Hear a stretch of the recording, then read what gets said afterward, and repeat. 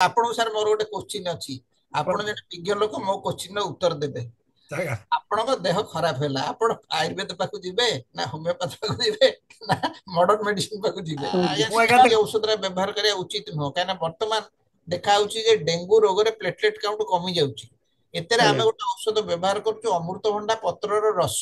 ଆମେ କିନ୍ତୁ ଅମୃତଭଣ୍ଡା ପତ୍ରର ରସ ଖାଇବାକୁ ଲୋକଙ୍କୁ ଆଡଭାଇସ କରୁନୁ। କାହିଁକି ନା ସେ ଅମୃତଭଣ୍ଡା ପତ୍ର ଆଣିକି ଭାଙ୍ଗିକିରି ତାକୁ ଖାଇଲେ ତାର ବାନ୍ତି ହବ, ତାପରେ ସେ ଅପରିଷ୍କାର ଭାବରେ ଖାଇବ, ତା ଦେହରେ କଣ ହେଇପାରେ। ତେଣୁ ଆମର ଅମୃତଭଣ୍ଡା ରସକୁ ନେଇକି ତାର ଏକ୍ସଟ୍ରାକ୍ଟକୁ ନେଇକି ତିଆରି କରାହଉଛି ବିଭିନ୍ନ ପ୍ରକାର ମେଡିସିନ କ୍ୟାପସୁଲ ସିରପ ଅଛି। ଏଇଟା ରେଗୁଲେଟେଡ ୱେରେ ଏତିକି ଡୋଜ ଦେଇ ହବ, ଆମେ ଦେଇପାରିବା। Excellent presentation. ମୁଁ ଖାଲି ଗୋଟିଏ କଥା କହିବି, ଆୟୁଷ ମନ୍ତ୍ରଣାଳୟ is doing very good work. Actually Ayush ମନ୍ତ୍ରଣାଳୟ ଆମେ ଗୋଟେ ପ୍ରୟାସ ଥିଲା 2009 ମୁଁ ଯେତେବେଳେ ଉତ୍କଳ ଭାଇସ୍ ଚାନ୍ସେଲର ଥିଲି, ଆୟୁଷ ମନ୍ତ୍ରଣାଳୟ ମୋ ପାଖକୁ ଆସିବ, ଆମେ ଗୋଟେ MOU ସାଇନ୍ କରିଥିଲୁ ଆୟୁଷ ମନ୍ତ୍ରଣାଳୟ ସାଙ୍ଗରେ। କାରଣ ଆମର ହୋମିଓପାଥି ଆଉ ଆୟୁର୍ବେଦିକ ମେଡିସିନ ସବୁ ପୋଥିରେ ଅଛି। ସମ୍ବଲପୁର ଆଉ 1936 ମାଡ୍ରାସ ପ୍ରେସିଡେନ୍ସିରୁ ଗଞ୍ଜାମ, କୋରାପୁଟ, ଓଡିଶାର ମିଶ୍ରଣ ଭାଷା ଭିତ୍ତିକ ଗଠନ, ଏଇ ହିସାବରେ ଆମର ବିଭିନ୍ନ ଡିଷ୍ଟ୍ରିକ୍ଟ ହେଇଛି ଏବଂ ଡିଷ୍ଟ୍ରିକ୍ଟ ୱାଇଜ ଆମର ସବୁ ଗୁଡାକ ଡାକ୍ତରଖାନା ଆସିଛି। ଶ୍ରୀରାମଚନ୍ଦ୍ର ଭଞ୍ଜ ମେଡିକାଲ କଲେଜ ଆଜିର ମୁଖ୍ୟ ବିଷୟ, କାହିଁକି ନା ଏଇଟା ହଉଛି ଗୋଟେ ଆଧୁନିକ ଚିକିତ୍ସାର ଏଇଟା ମୂଳ ବିନ୍ଦୁ। ଇଟ୍ is a pace maker. Paratha ଅମଳ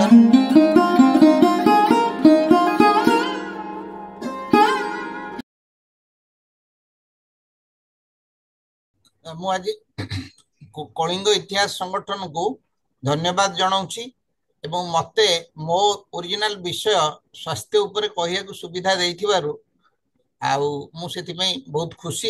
ଏବଂ ଏ ବିଷୟରେ ଯାହା ଜଣା ଅଛି ମୁଁ ଏଇ ପ୍ରସଙ୍ଗରେ ଆଜି ଉତ୍ଥାପନ କରିବି।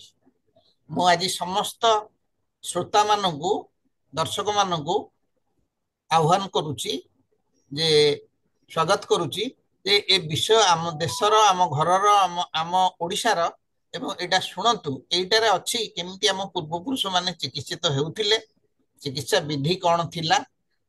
ଏଥିପାଇଁ ଆମେ କିଛି ଆର୍କିଓଲୋଜିକାଲ ଫ୍ୟାକ୍ଟ ବହୁତ ମିନିମମ୍ ମିଳେ, ବହୁତ କମ୍ ମିଳେ, ଲେଖା ବହୁତ କମ୍ ମିଳେ। କିନ୍ତୁ ଏଥିପାଇଁ ପୃଥିବୀର ସ୍ୱାସ୍ଥ୍ୟ ଚିକିତ୍ସା ଏବଂ ଭାରତର ସ୍ୱାସ୍ଥ୍ୟ ଚିକିତ୍ସା ସବୁ ଗୁଡାକ ନେଇ ଆମ ପ୍ରଦେଶରେ କଣ ହଉଥିଲା ଆମେ ସେଇଟା ପ୍ରୋଜେକ୍ଟ କରିପାରିବା। ଆଉ ଆମ ପ୍ରଦେଶରେ ଯାହା ଉଦାହରଣ ମିଳୁଛି ଆମେ ସେଗୁଡାକୁ ଆମେ ଆଲୋଚନା କରିପାରିବା।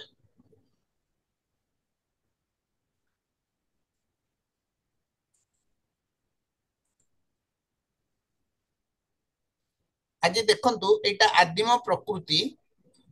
ଗୋଟେ କୁଆ ମରିକି ପଡିଗଲେ ଆମେ ଦେଖେ ଦଳେ କୁଆ ଏମିତି ଶବ୍ଦ କରିବେ ଯେ ଆମେ ମାନେ ସେଠି ଆମ କାନ ତଳା ପଡିଯିବ।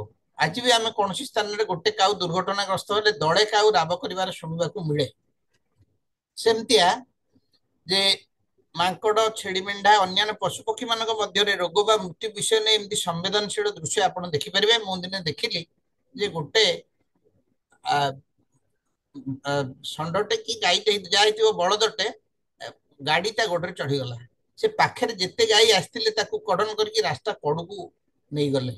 ଏବେ ବି ଏଇ ଜୀବଜନ୍ତୁ ମାନଙ୍କ ମଧ୍ୟରେ ଏଇ ଜିନିଷ ରହିଛି। ମାନେ ସ୍ୱାସ୍ଥ୍ୟ ଉପରେ ସେମାନଙ୍କର ବି ଏଇଟା ଆମର ଜନ୍ମଗତ ପ୍ରବୃତ୍ତି। ଆମର ବି ଏବେ ଆପଣ ଦେଖନ୍ତୁ, ଗାଁ ଗାଁ କାହିଁକି, ଆମ ଗାଁ କାହିଁକି, ସବୁ ଗାଁରେ କହନ୍ତି ଯେ ମୋ ଶତ୍ରୁକୁ ବି ଏମିତି ଅଭିଶାପ ନ ମିଳୁ ଯେ ସିଏ ରୋଗରେ ପଡୁ, ଏମିତି ଅସୁବିଧାରେ ପଡୁ।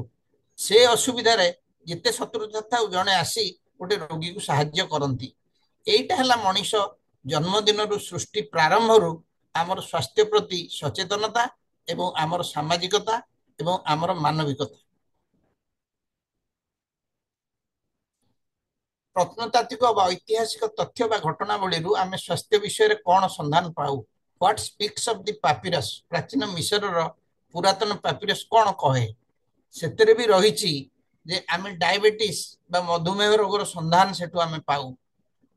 What speaks of Vedas and Ayurveda? Charaka Sushruta ଖ୍ରୀଷ୍ଟପୂର୍ବ 2500 ବେଳକୁ, ଆଜିଠୁ 5000 ବର୍ଷ ପୂର୍ବରୁ ଆୟୁର୍ବେଦ କଣ କହେ? ଏଇଟା ଆମର ଆଜିର ବିଷୟ ବି ରହିବ। How did Alexander die? Alexander କେମିତି ମରିଗଲେ?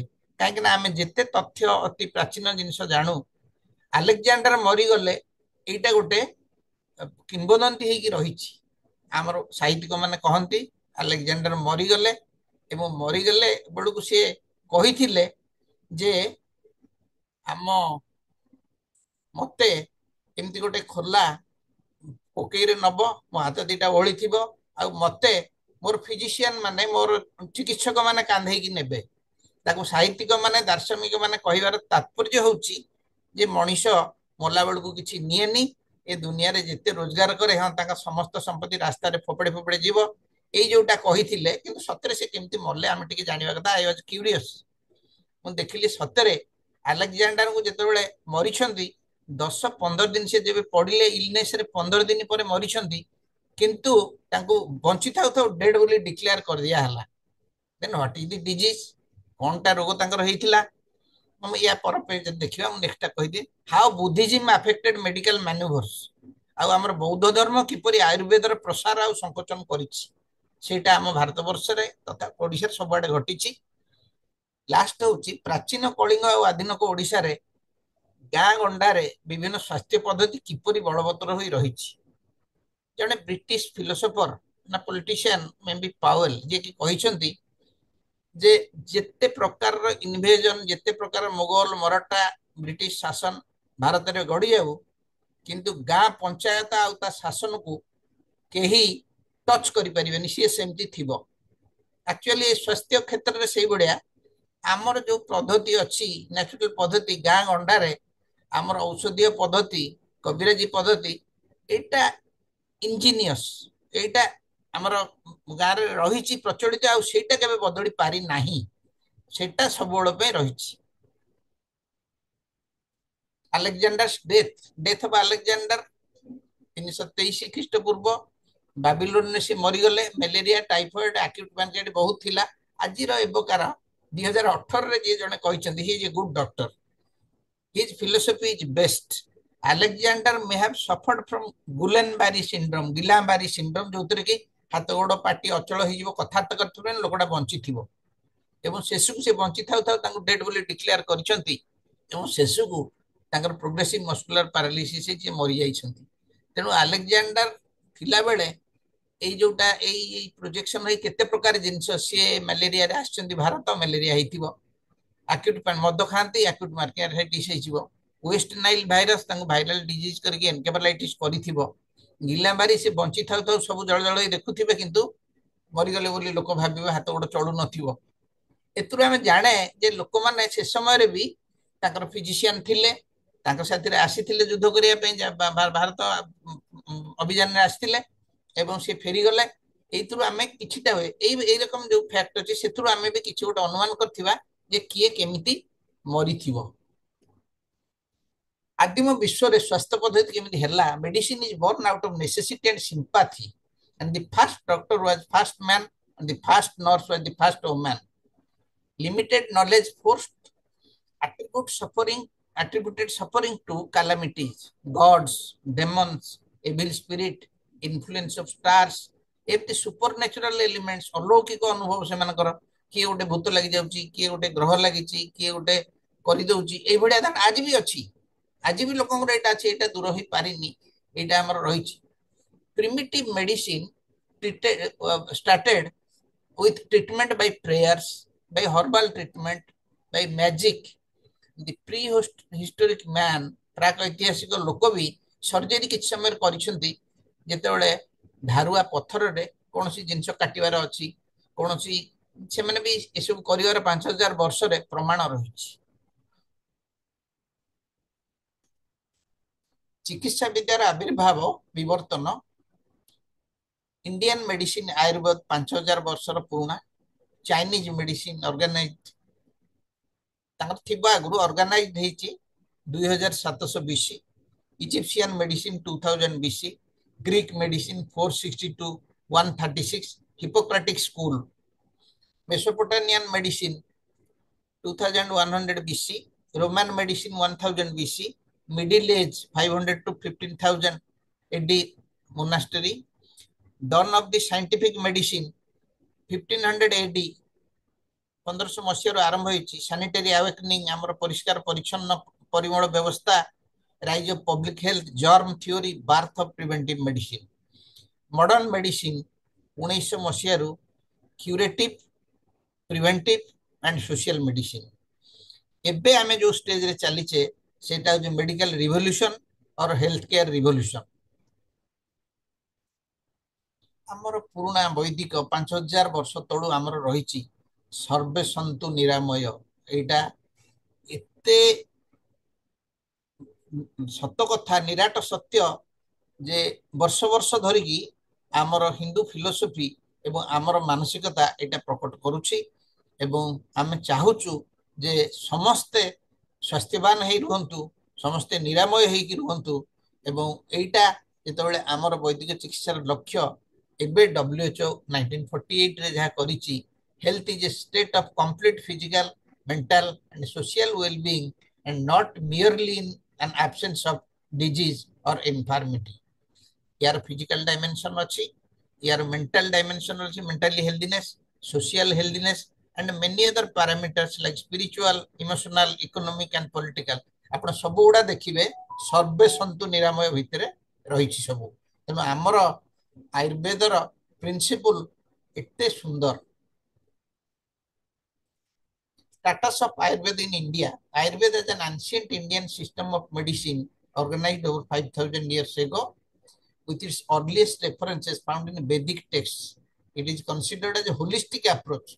Holistic माने पूर्णांग भावरे केवल गोटे चिकित्सा नुह माने रोग निरोग करिवा एवं समाज रे प्रयोग हबो to health encompassing physical mental and spiritual well-being आज जहाँ WHO कहछि सेटा सब हमरा आगुरो अछि over time Ayurveda evolved through various periods from Vedic era to the flourishing Ayurvedic universities during Gupta period experiencing both growth and decline due to various factors and is now seeing a resurgence मझे गोटे समय decline हो गला आमर आसिया discussion को पुणी एबे सब गुड़ाक रिसर्जेन्स होउछि आयुर्वेदर ग्लोरीज इतर रही Ayurveda roots are traced back to Vedic period 1500 रु 1000 BC particularly Atharva Veda which contains description of disease and their treatment using herbs and other remedies Ruk Veda one of the earliest Vedic text also contains reference to medicinal practices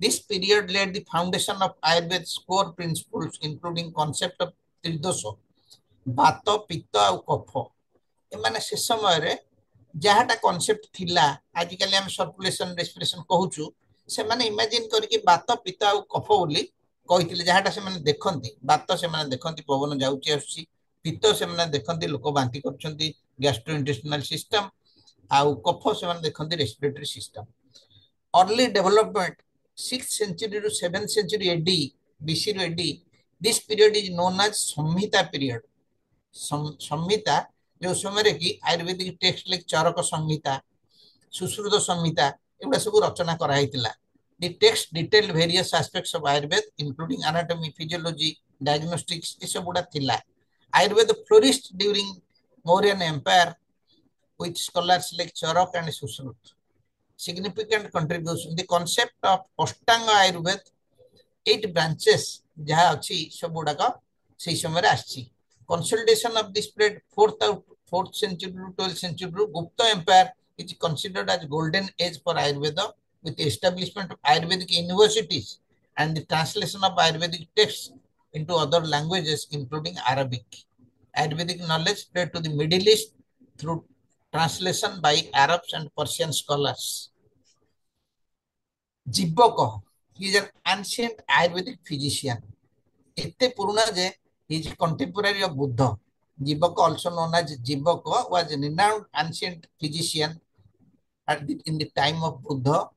He is considered as a master physician to Buddha, renowned healer. Contribution to Buddhism is a focus of public health. His compassionate approach, surgical expertise, and he is a family physician, popular figure, and historically and legendary accounts. In essence, Jibbaka represents a skilled and compassionate healer who played significant role in the history of both ancient Indian medicine and Buddhism. And it is said once he saved the life of Lord Buddha. And in the left side we see Jibbaka, and in the right side it is the image of Charaka. Charaka, his role in Ayurveda lies in authorship of Charaka Samhita. He is the author of Charak Samhita. Charak viewed health as a state of balance between body, mind, and spirit and the environment. This is true. It is also true today. His approach today is holistic. He focuses on prevention. Charaka strongly advocated preventive measures. He believed in lifestyle modifications. It is very important. Charaka ତାଙ୍କର ବହୁତ ବ୍ୟାୟାମ ଆଉ ଆମର ଯୋଗ ଏଗୁଡାକରେ ବି ସବୁ health promotion କରିବା ପାଇଁ ଦେଇଛନ୍ତି ଏବଂ contribution to diagnostic and curative services ଅଛି ଆଣ୍ଡ ତାଙ୍କର ଲାଷ୍ଟିଂ ଇନଫ୍ଲୁଏନ୍ସ ଅଛି ଏବଂ ଚରକ ସଂହିତା ଏଗୁଡାକ ସବୁ ରହିଛି ଆୟୁର୍ବେଦ ଚିକିତ୍ସାରେ ପୁରାଣ ବେଦ ଭଳିଆ ରହିଛି। ଦେଖୁଛେ ସୁଶ୍ରୁତ ହି ଯେ surgeon along with physician he is ତାଙ୍କର ଦେଖନ୍ତୁ ଇନଷ୍ଟ୍ରୁମେଣ୍ଟ ଏବଂ ତାଙ୍କର ମେଥଡ ଅଫ ଟ୍ରିଟମେଣ୍ଟ ଏ ଚିତ୍ରରେ ଅଛି ତାଙ୍କର ଯୋଉ ସର୍ଜିକାଲ ଅପରେଟିଭ ମେଥଡ ଗୁଡା ସବୁ ରହିଛି ଆଉ ସୁଶ୍ରୁତ ସୁଶ୍ରୁତ ମାନେ ସୁଶ୍ରୁତ ମାନେ well hard is father of Indian surgery and father of plastic surgery. He lived in ancient India and around 6th century BC. He is not a scholar of Takshashila ତକ୍ଷଶିଳାର ଅଛନ୍ତି ଜୀବକ ଏବଂ ତକ୍ଷଶିଳାର ଚରକ ଏବଂ ଇଏ ପାଣିନି ଏମାନେ ସବୁ କାଶ୍ମୀର ଓରିଜିନ ଏମାନେ ସବୁ ତକ୍ଷଶିଳା ଷ୍ଟୁଡେଣ୍ଟ। ସୁଶ୍ରୁତ କିନ୍ତୁ Kerala probably his origin best at Varanasi Kashi ଏବଂ ତାଙ୍କର ସର୍ଜିକାଲ ବହୁତ ଗୁଡେ ସେ ସର୍ଜରୀ କରିଛନ୍ତି for which very famous cataract surgery brain surgery ବି କରିଛନ୍ତି। He is writing a prescription and he is doing an operation. At that time, anesthesia was not there. Probably the patient is unconscious due to head injury and his irritability is controlled by his attendant and he is now operating. This is simply some men be defining of the brain ତାଙ୍କର କିଛି ଗୋଟେ operation ସବୁ କରୁଛନ୍ତି ଏଭଳିଆ। ଅହମ ହି Dhanvantari I am former god Dhanvantari who eliminated senility, diseases and death of devatas. Dhanvantari ଯିଏ ଦେବତାଙ୍କର କରିଥିଲେ ମୁଁ ନିଜେ ଧନ୍ୱନ୍ତରୀ କହୁଛନ୍ତି ମୁଁ ନିଜେ ଏଇ ଧରାପୃଷ୍ଠରେ Dhanvantari and have descended on earth for advising medicines and expertise on surgical procedures. ଏଟାକୁ ମୁଁ ପାଇଛି ମୁଁ ଧନ୍ୟବାଦ ଦଉଛି ଆମର ପ୍ରଫେସର ଆୟୁର୍ବେଦର ଡକ୍ଟର ନନ୍ଦ ମଦନ ମୋହନ ନନ୍ଦ ମତେ ଏଇଟାକୁ ଦେଇଛନ୍ତି। I thank him. ଆମ ଇଣ୍ଡିଆନ ମାନେ ଆୟୁର୍ବେଦିକ ମାଇଣ୍ଡେଡ ଆପଣ ଫିଲ୍ କରିଛନ୍ତି କାହିଁ ମୁଁ ଆୟୁର୍ବେଦିକ ମାଇଣ୍ଡେଡ କହେ ମୁଁ ଯେତେବେଳେ ପଚାରେ ତମର କଣ ହେଇଛି ନା ମୋର ଥଣ୍ଡା ହେଇଛି ଗରମ ହେଇଛି ମୁଣ୍ଡ ଥଣ୍ଡା ପେଟ ଗରମ ପିତ୍ତ କଫ ବାୟୁ ଏଇଗୁଡାକ ଆମ ମେଡିକାଲ ଟର୍ମରେ ନାହିଁ। ଆମେ କହୁ ଆଲର୍ଜି ହେଇଗଲା ଫାରିଜାଇଟିସ୍ ହେଇଗଲା ଆମର କୋଲ୍ଡ କଫ୍ କଫ୍ ଅଛି କୋଲ୍ଡ ଆମେ ଟର୍ମ ଆମର ନାହିଁ ଏଇଗୁଡା ସବୁ ଆୟୁର୍ବେଦିକ ଟର୍ମ ଆମ ଲୋକମାନେ ଏତେ ଏଇ ଟର୍ମରେ କେବଳ ସମସ୍ତେ କହିବେ ଇଭେନ୍ ଆମେ ବି ସେଇଆ କହିବୁ। There is tremendous enthusiasm among Indians and so also in Odias in utilizing Ayurvedic ideology. ମୁଁ ଗୋଟେ ଜିନିଷ କହୁଛି ମୁଁ ଥରେ ଗୋଟେ ଜିନିଷ ଚେଷ୍ଟା କଲି ଯେ ନିଜେ ଚରକ ନା ସୁଶ୍ରୁତ 7ଟା ଗୋଡୁମାରି ପତ୍ର ଦେଇକି ଡାଇବେଟିସ୍ ଟ୍ରିଟମେଣ୍ଟ କରୁଥିଲେ। ଆପଣ ଦେଖନ୍ତୁ ଡାଇବେଟିସ୍ 5000 ଇୟର୍ସ ସବୁ ଇଣ୍ଡିଆରେ ଥିଲା ଲୋକ ଜାଣିଥିଲେ। ମଧୁମେହ ମଧୁମେହ was known to Indian Ayurveda since 5000 years ଏବଂ ସିଏ ଦଉଥିଲେ। ମୁଁ ନିଜେ ଗୋଟେ ଗଛ କୋଉଠି ଅଛି ଲୋକେଟ କରି ପତ୍ର ଆଣି ତାକୁ ଫ୍ରିଜରେ ରଖି ଡ୍ରାଇ କରି ମିକ୍ସିରେ ମୋର 4-5ଟା ମିକ୍ସି ଡ୍ୟାମେଜ ହେଇଥିବ କ୍ୟାପସୁଲ ଆଣି ତା ଦେହରେ ଦେଇକି I was looking what is the effect of gudmar on diabetes. ଏ ସମୟରେ ଲୋକ ଯେତେବେଳେ ଜାଣିଲେ they left every diabetician they flock ମାନେ ମୋ ଔଷଧଟା ନବା ପାଇଁ ସେମାନଙ୍କର ବହୁତ ଆଗ୍ରହ। ଇଭିନ୍ ମୁଁ ଯୋଉଗୁଡାକ ବି ହିମାଲୟାନ କମ୍ପାନୀର ପାଏ କି କୋଉ କମ୍ପାନୀର ପାଏ ଗୁଡମାର ହେଇଥିବ ସିଏ କହିବେ ନାଇଁ ନାଇଁ ଆମେ ଆପଣଙ୍କଟା ନବୁ। ତେଣୁ ସେମାନେ ଦେଖିଲେ ସେମାନେ ଆୟୁର୍ବେଦିକ ଔଷଧ ପ୍ରତି ସେମାନଙ୍କର ଏତେ ଇନକ୍ଲିନେସନ ଯେ ଗୋଟେ ଔଷଧ ପଚାରିଲେ ଏଇଟା ଆୟୁର୍ବେଦିକ ଭାରି ଖୁସି ହେଇଯିବେ ଆୟୁର୍ବେଦିକ ଔଷଧ ଶୁଣିଲେ ଏଇଟା ହଉଛି ସେମାନଙ୍କର ନେଚର। ଆଉ ସମସ୍ତଙ୍କର ଏଇଟା ରହିଛି ଆୟୁର୍ବେଦିକ ଔଷଧ ଗଛରୁ ତିଆରି ତାର କିଛି ବ୍ୟାଡ ଏଫେକ୍ଟ ନାହିଁ। ଏଇଟା ଆମେ ମାନେ ସେଇ ଆୟୁର୍ବେଦିକ ମାଇଣ୍ଡେଡ। ଆମେ ଦେଖିବା ବର୍ତ୍ତମାନ ଅଶୋକ ବର୍ଦ୍ଧନ ମୌର୍ଯ୍ୟଙ୍କ ସମୟରୁ ଆମେ ଟ୍ରେସ୍ କରିପାରିବା ଓଡ଼ିଶାରେ ଚିକିତ୍ସା। କଳିଙ୍ଗରେ ମୌର୍ଯ୍ୟ ଶାସନ କାଳରେ ବୌଦ୍ଧ ଧର୍ମ ଆଧାରିତ ଥିବା ଆୟୁର୍ବେଦ ଚିକିତ୍ସା କେବଳ ମନୁଷ୍ୟ ସମାଜ ପାଇଁ ନୁହେଁ, ଏମିତିକି ପଶୁ ପକ୍ଷୀ ପ୍ରତି ପ୍ରାଣୀଙ୍କ ପାଇଁ ରାଜ୍ୟ ପ୍ରଶାସନ ତରଫରୁ ପ୍ରଦାନ କରାଯାଉଥିଲା।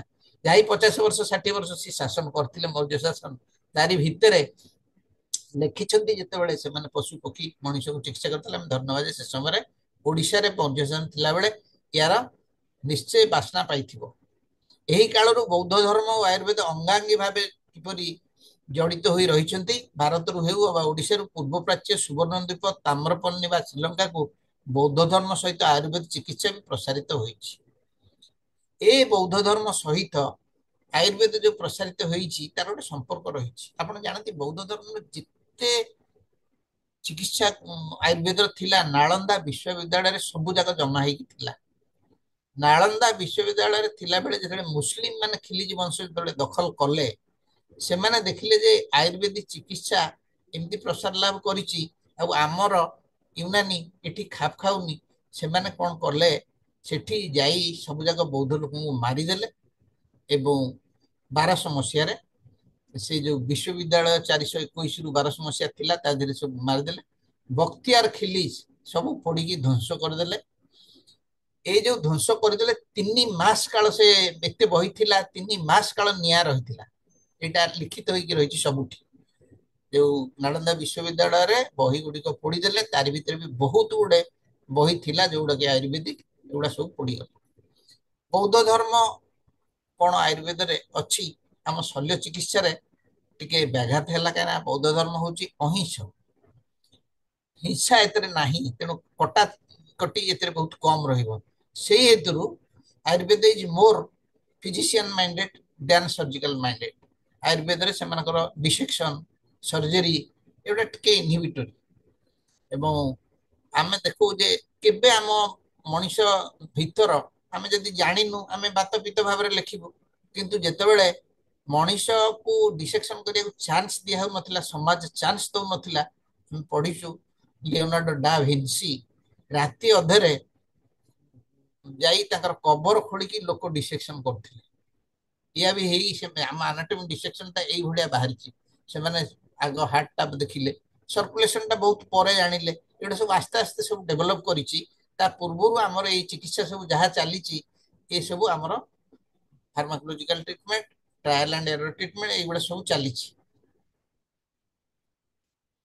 ମହାମେଘବାହାନ ଖାରବେଳ ନିଜେ ଥିଲେ ଅଥର୍ବ ବେଦ ବୁଦ୍ଧ, ସେ ନିଜକୁ ଅଥର୍ବ ବେଦ ବୁଦ୍ଧ ବୋଲି ଲେଖିଛନ୍ତି।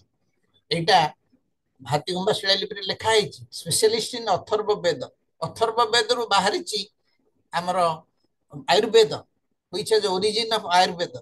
He was gifted with 64 କଳାଜ, ଯୋଉ 64 କଳା ତାଙ୍କର ଥିଲା, ତା ଦେହରେ Ayurveda is a quality with use of herbs as remedy. ଏବଂ ତାଙ୍କର ନାଚରେ ବି ସିଏ କୋଉ ଔଷଧ ଦେବେ, କୋଉ ହର୍ବ ଦେବେ, ସେଗୁଡାକ ବି ସିଏ କରନ୍ତି। ତେଣୁ ଓଡ଼ିଶାରେ ଏଇ ଏଇ ସମୟରେ ଆଟଲିଷ୍ଟ ରାଜପ୍ରାସାଦ ମାନଙ୍କରେ ଆଉ ଲୋକମାନଙ୍କର ଗାଁ ଗଣ୍ଡାରେ ଥିଲା। ଆଉ ମହାମେଘବାହାନ ଖାରବେଳ ସେ ଯେତିକି କଲ୍ୟାଣକର କାର୍ଯ୍ୟ କରୁଥିଲେ, ନିଶ୍ଚୟ ଲୋକମାନଙ୍କ ପାଇଁ ଔଷଧ ବ୍ୟବସ୍ଥା କରିଥିବେ। ଆମେ ସେଇଟା ଧରି ନେବା ଯେ ସିଏ ଏଇ ଆୟୁର୍ବେଦର ତାଙ୍କ ରାଜ୍ୟରେ ପ୍ରସାର ଥିଲା। ଗଣେଶ ଗୁମ୍ଫା ଉଦୟଗିରିର ଦର୍ଶାଏ ଯେ 887ରୁ 829 ମସିହା ଭିତରେ କଳିଙ୍ଗରେ କୁମାରୀଗିରି ଗଣେଶ ଗୁମ୍ଫାକୁ ସେ ସମୟରେ ଓଡ଼ିଶା ଶାସନରେ ଥିବା ଭୌମକର ରାଜବଂଶର ଶାନ୍ତିକର ଦେବଙ୍କର ଏଇଟାକୁ ରିମଡେଲିଂ କରିଛନ୍ତି। ୟାର ଦେଖନ୍ତୁ ଦାନ୍ତ ଭାଙ୍ଗିଲା ଭଳିଆ ଯୋଉ ପିଲାର ଅଛି, ଏ ହାତୀ ଦିଟା ଅଛି, ଏ ପଛପଟୁ ଗୋଟେ ପିଲାର ଭଙ୍ଗା ହେଇଛି। ଏଇଟା ଖାରବେଳଙ୍କର ଜିନିଷକୁ ଭାଙ୍ଗିକିରି ସେ ଭିତରେ ଗୋଟେ ଗଣେଶ ମୂର୍ତ୍ତି କରିଛନ୍ତି ୱାଲରେ, ପୂର୍ବ ୱାଲରେ ଗୋଟେ କରିଛନ୍ତି।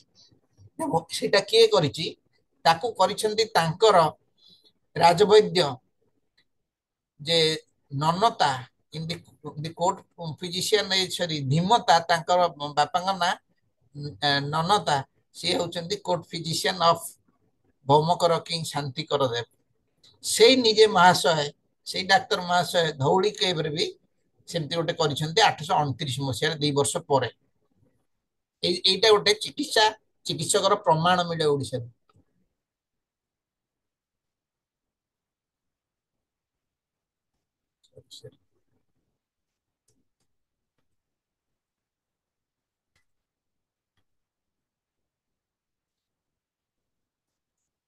सोमवंशी राजा और गंगवंशी राजा समय nothing definitely known but Ayurvedic based treatment for palace royal employees and in military it was in भग Gangavanshi king with the use of ayurvedic principle and for Gangasena it is perceptible एबे आमे जगन्नाथ पाखे देखे जे जहा अछि हम ओडिसा रे ता अछि तांगर अणसर अछि दशमूल मोदक अछि फुलुरी तेल अछि एटा प्रमाण करे जे प्रति ओडिया घरे आयुर्वेदिक प्रिंसिपल चलीथिला 1519 रु 1568 मसीह गजपति मुकुंद देव अल्प समय काल शासन करथिले शेष स्वाधीन राजा तांकर जणे थिले विश्वनाथ सेन होउछले हळदियार खोर्धा पाख हळदियार से जणे कविराज एवं से लिखिछन्ति चिकित्सार नव पुस्तक से तांका राज परिषदर मेंबर थिले एटा एटा मते प्रोफेसर आयुर्वेद जणैछन्ति चिकिटीर अभिनव चिंतामणि लिखिछन्ति महंत चक्रपाणी एटा गोटे उपादेय भाई आजिकाली भी ये बही चिकिटीर बही अभिनव चिंतामणि आयुर्वेदिक औषध तैयारी भी व्यवहृत रेफर करा होछि now avenues of treatment in Mughal and Maratha या परे शेष स्वाधीन राजा पर आसीगला मुस्लिम शासन तापर आसला मराठा शासन तेणु मुस्लिम माने तांकर जो सिस्टम कले सेटा होछि यूनानी tips actually Etah Greece method of treatment ताको परे मुस्लिम माने नैछन्ति सेही मेथड ओडिसा रे भी यूनानी हॉस्पिटल अछि आपण जानथिबे भद्रक रे गोटे यूनानी हॉस्पिटल एबे भी अछि मराठा रूल रे मराठा बेले तापर जतडे मुस्लिम के ऊपर मराठा आछन्ति मराठा माने ऑक्युपाई करकी ओडिसा रे क्रिटिसाइज हेछन्ति due to their tax structure under developed Odisha due to communication road करूनांती एजुकेशन पे किछि करूनांती economically they are making it backward तेणु दे वेयर फोर्स्ड से माने जगन्नाथ को पॉपुलर करछन्ति गोटे भलो काम करछन्ति they have popularised lord Jagannath through India the Marathas have got a great role से माने जो करिसन्ति बहुत लोक आछन्ति बहुत लोक सफर करूछन्ति काना एटा it is endemic cholera is endemic प्रति रथ यात्रा रे किछटा कॉलेरा निश्चय हबो सेति पई से माने गोटे डिस्पेंसरी कटक रे खोलिसन्ति जो समय से थिले से समय ब्रिटिश चैरिटी थिले जो समय मराठा रे ओडिसा मराठा अंडर थिला British where they are all around से माने कलकत्ता को डेवलप करैछन्ति से समय Madras develop but Odisha is undeveloped सेति में they are criticised in the whole of India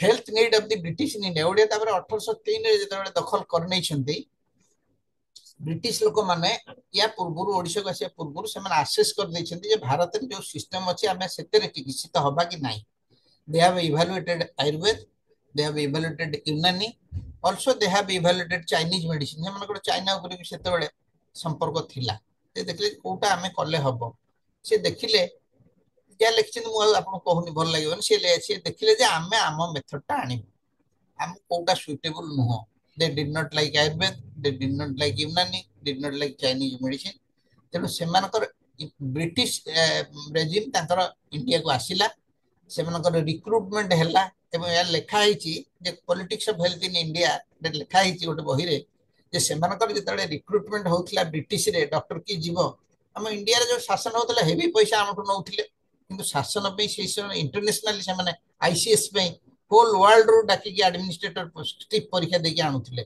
सेमती डॉक्टर सेमती सबु हेवी पैसा देबे किंतु सेमती पृथ्वी सारा से माने एडवर्टाइज करी से लोक मानु आनी की हम ओडिसा रे हमर जो आर्कियोलॉजिकल इन्वेस्टिगेशन जिते लोक अछंती may be Canadian may be Scottish may be Sweden people जी काम करूछंती से सेमान टाणी आनी सब काम करंती सेमती डॉक्टर मान को भी आनिले किंतु एते डॉक्टर से मिलिलेनी इवन किछि लोक लांच देकी भी अण डॉक्टर भी ता भीतर पळे आस्थिले ता भी उल्लेख अछि तेणु सेमानकर डेलीवरी ऑफ हेल्थ केयर पे ब्रिटिश हम पछक भी पढिबा सेमानकर एटा कहा पे उद्दिष्ट थिला प्रथम होची मिलिटरी ब्रिटिश मिलिटरी सेकंड होची जेल इंडियन माने पछे ट्रीटमेंट न पांतु जे जेल जाइछन्ती ताका पे ट्रीटमेंट हबो आउ एगुडा सब हम परे आउ टिके अछि लिखिया पे Sir Ronald Ross. Sir Ronald Ross is an IMS Indian Medical Service doctor. 575 ଦରମା 1892 ପାଉଥିଲେ। ସେ 1902 ରେ ନୋବେଲ ପ୍ରାଇଜ ପାଇଲେ। ଇଣ୍ଡିଆରୁ ମ୍ୟାଲେରିଆ ପାରାସାଇଟ ଦେଖି ଦେଖି ହୋଲ ଇଣ୍ଡିଆ ନୋଜ ମ୍ୟାଲେରିଆ ମଶା ପାରାସାଇଟ କରି ପାରାସାଇଟ ଆଉ ଜାଣିନଥିଲେ କରୁଛି, କିନ୍ତୁ ସେ ପାରାସାଇଟ ଟାକୁ ଦେଖେଇ ଦେଇକି ନୋବେଲ ପ୍ରାଇଜ ପାଇଲେ। Sir Ronaldo was a British physician, first British to get a Nobel.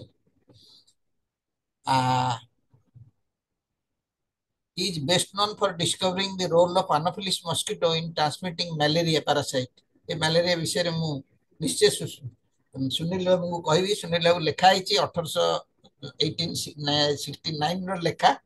Koraput ଗୋଟେ ଜିଲ୍ଲା ଏଜେନ୍ସି ଏରିଆ ଯୋଉଠିକି ଲୋକ ଯାଇକି ବିନା ମ୍ୟାଲେରିଆ, ବିନା କୁଇନାଇନ୍, ବିନା ଡ୍ରେନ୍ ମ୍ୟାଲେରିଆରେ ଉପକୂଳ ଅଞ୍ଚଳକୁ ଆସିପାରିବ ନାହିଁ। କିନ୍ତୁ ये गला केते वर्ष तले जेतेबेले आमे 1908 बेलକୁ Odisha was number 1 in malaria in India. किंतु 10 वर्ष भितर हमर स्वास्थ्य विभाग एमिति कला जे malaria is totally eradicated in world रे। ओडिशा टा example, Odisha health administration example हे रहिछि मलेरिया इरेडिकेटेड। एबे भी आमे मलेरिया सर पाउ। मते मते मते बारंबार मलेरिया होतिला। आपण मते देथिले प्रिमाक्विन, मोर मने अछि। से प्रिमाक्विन खाइबा परे आउ तापरे आउ मते मु मलेरिया संस्पर्श आसी नाही। Thank you, thank you. ଆପଣ କୋରାପୁଟରେ ରହୁଛନ୍ତି ବୋଲି କହୁଛନ୍ତି। ମୁଁ ଏବେ କିନ୍ତୁ ମୁଁ ଦେଖୁଛି ଏବେ 2-3ଟା ପେସେଣ୍ଟ ମୁଁ ଦେଖିଲିଣି ମ୍ୟାଲେରିଆ ଟେଷ୍ଟ ନେଗେଟିଭ, ଜ୍ୱର କୋଉଥିରେ କମୁନି, ମ୍ୟାଲେରିଆ ଟାଇପର ଜ୍ୱର ଆସୁଛି, ମ୍ୟାଲେରିଆ ଇଞ୍ଜେକ୍ସନ ମିଳୁନି, କୋଉଠୁ ଆଣିକି ଦେଲେ ଭଲ ହେଇଯାଉଛନ୍ତି। 2ଟା କେସ୍ ମୁଁ ଦେଖିଲିଣି।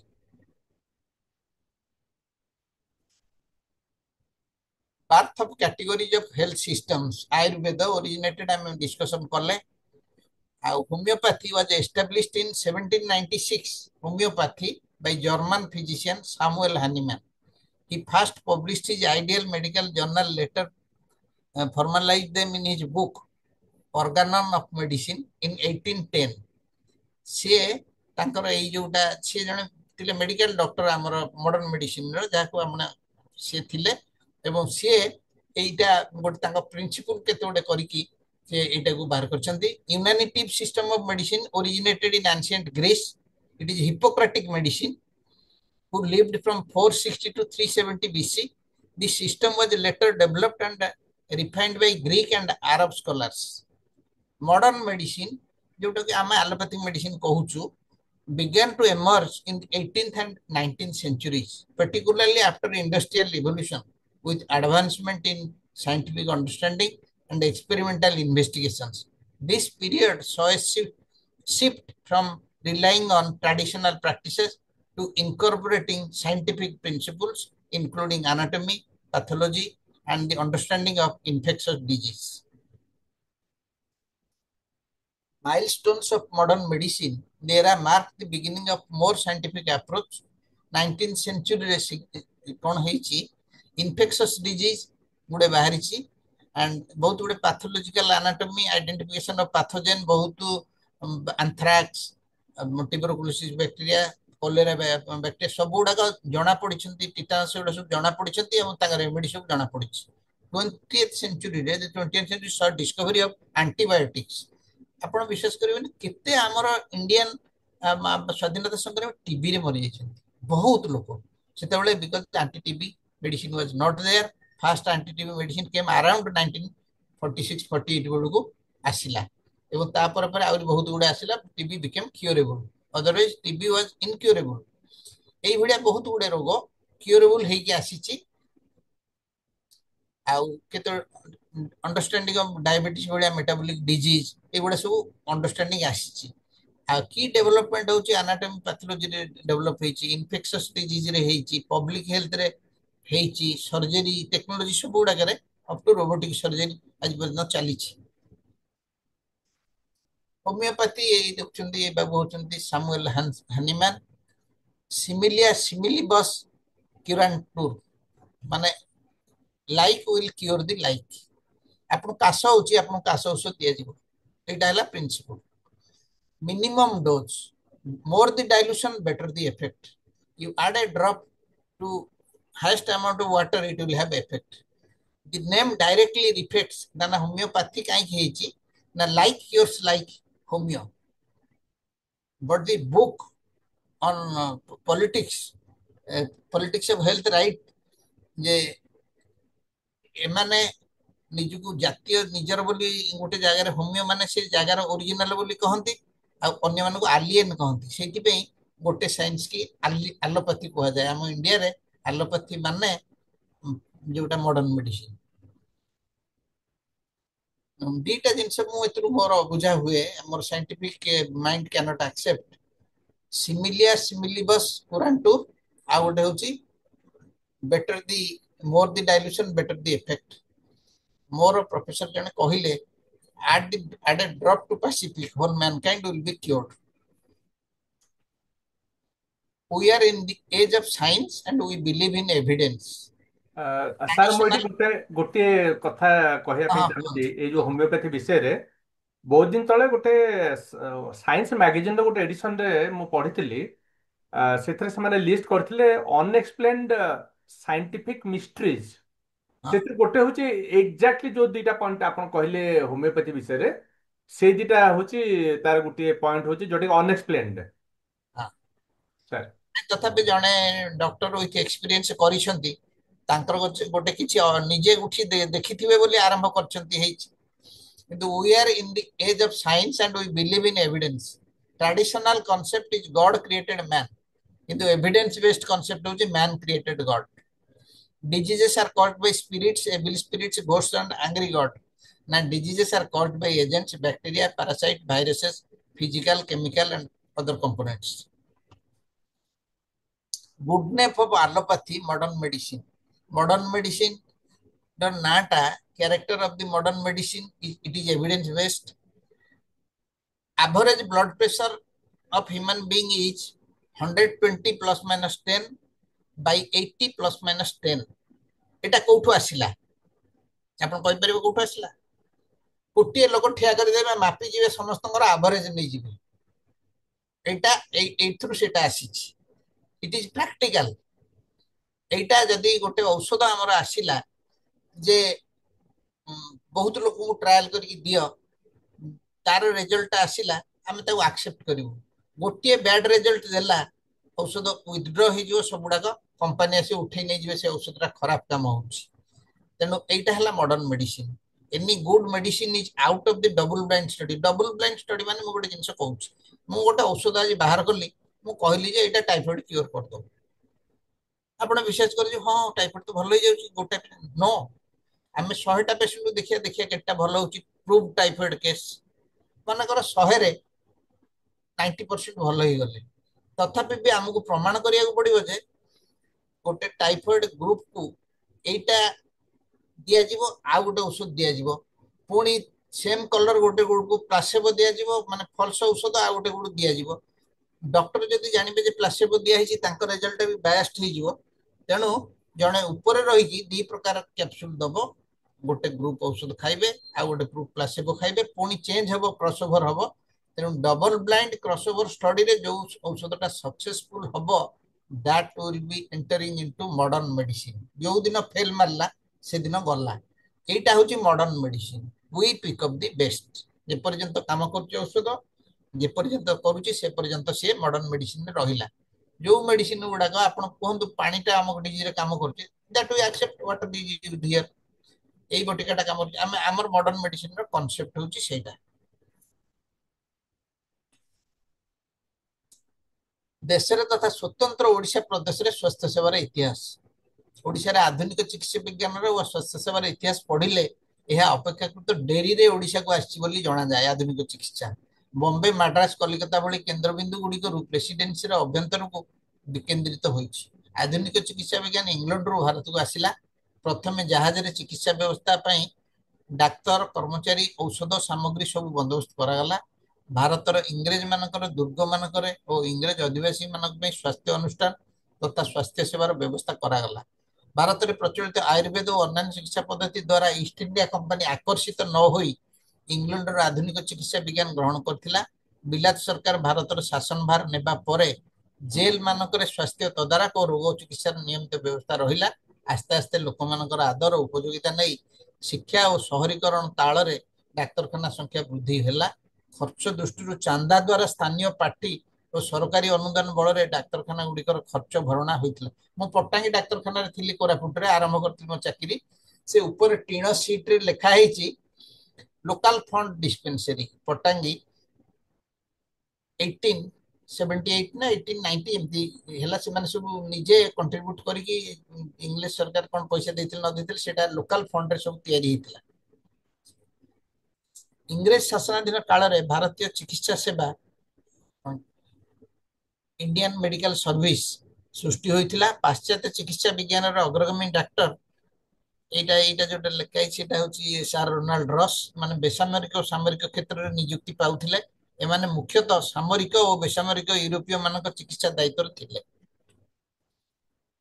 ओडिशार मूल अंश एटा तो आसीगला पूरा आपनकर हिस्ट्री। ओडिशा कटक पुरी बालेश्वर 1803 मसिया मराठा मान हाथ इंग्रज मान कबल को गला। 1905 मसिया भाषा प्राधान्य भित्ति मध्य प्रदेश संबलपुर आउ 1936 मसीह माड्रास प्रेसिडेंसी गंजाम कोरापुट ओडिशा मिश्रण भाषा भित्तिक गठन यही हिसाब से आम विभिन्न डिस्ट्रिक्ट एवं डिस्ट्रिक्ट वाइज आम सब गुड़ाक डाक्तरखाना आसी। श्रीरामचंद्र भंज मेडिकल कॉलेज आज मुख्य मुख्य विषय कहीं यहाँ हूँ गोटे आधुनिक चिकित्सार यहाँ मूल बिंदु। It is a pacemaker. Maratha अमल ओडिशा स्वास्थ्य सेवा स्थानीय आंचलिक आयुर्वेद और कविराज पद्धति सीमित थिले। कटक रे वर्तमान श्रीरामचंद्र भंज मेडिकल कॉलेज परिसर गोटे छोट डिस्पेंसरी थिला। यह पुरी अभिमुखे आसुवा तीर्थयात्री उद्दिष्ट और से समय ज्ञान कौशल कार्य करुला। रास्ता घाट शिक्षा शासन क्षेत्र में विफल होते मराठा शासन जगन्नाथ को सारा भारत में लोकप्रिय कर ख्याति आनी। काश्मीर कन्याकुमारी पर्यंत पुरी धाम रथयात्रा प्रचार द्वारा लक्ष लक्ष यात्री जून जुलाई मस पुरी रथयात्रा देखने आसते। विशुद्ध पीवा पानी अभाव रथयात्रा परिचालना रास्ताघाट अव्यवस्था यात्री मानकर झाड़ा बांती और हईजार कारण होता। रास्तार पुरी रे सामयिक डाक्तरखाना खोली यात्री मान जत्न नेले कटक डिस्पेंसरी से बड़ और अधिक डाक्तरी जंत्रपाति थिबारु गुरुतर रोगी मान चिकित्सा द्वितीय स्तर डाक्तरखाना थिला।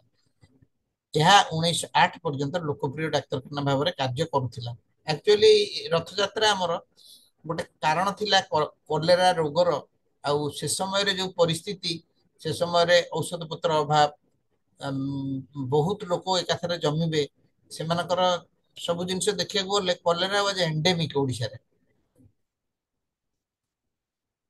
इंग्रेज माने कालक्रमे डिस्पेंसरी गुरुत्व उपलब्धि करी यह छोट डाक्तरखाना परिणत कले और प्रतिवर्ष एथि अनुदान देउथिले। 1865-66 नौक दुर्भिक्ष विभीषिका इंग्लैंड सरकार को ओडिशा रे रास्ता घाट केनाल शिक्षा स्वास्थ्य पे अधिक व्ययबराद पे बाध्य कला। गठित होइतिबा अन्न छत्र पांठी कटक डाक्तरखाना पे व्यय करा जाउथिला। सेति कटक डाक्तरखाना ना हैला अन्न छत्र डाक्तरखाना। कटक से अन्न छत्र डाक्तरखाना व्यतीत गोटे पागलाखाना और जाजपुर डिस्पेंसरी थिला। यात्री और सांघातिक अवस्था रोगी मान प्रबल भिड़ हो साधारण लोक ये अनुष्ठान गुड़िक स्वास्थ्य सेवा वंचित होते वर्णना कर। 1875 मसीह कटकर सिविल सर्जन थे डाक्तर स्टुआर्ट। से कटक डाक्तरखाना पृष्ठभूमि गोटे मेडिकल स्कूल प्रतिष्ठा कर स्वप्न देखते एवं स्वास्थ्य सेवार आवश्यकता पूरण करने धारणा ए दिगरे साहस देउथिले lieutenant governor sir Richard Temple और divisional commissioner T Ravenshaw. Shri Temple यह प्रस्ताव ग्रहण कर वर्ष को 3000 टंकार अनुदान प्रस्तावित मेडिकल स्कूल देले एवं 15 फेब्रुआरी 1976 कटक मेडिकल स्कूल प्रतिष्ठित है।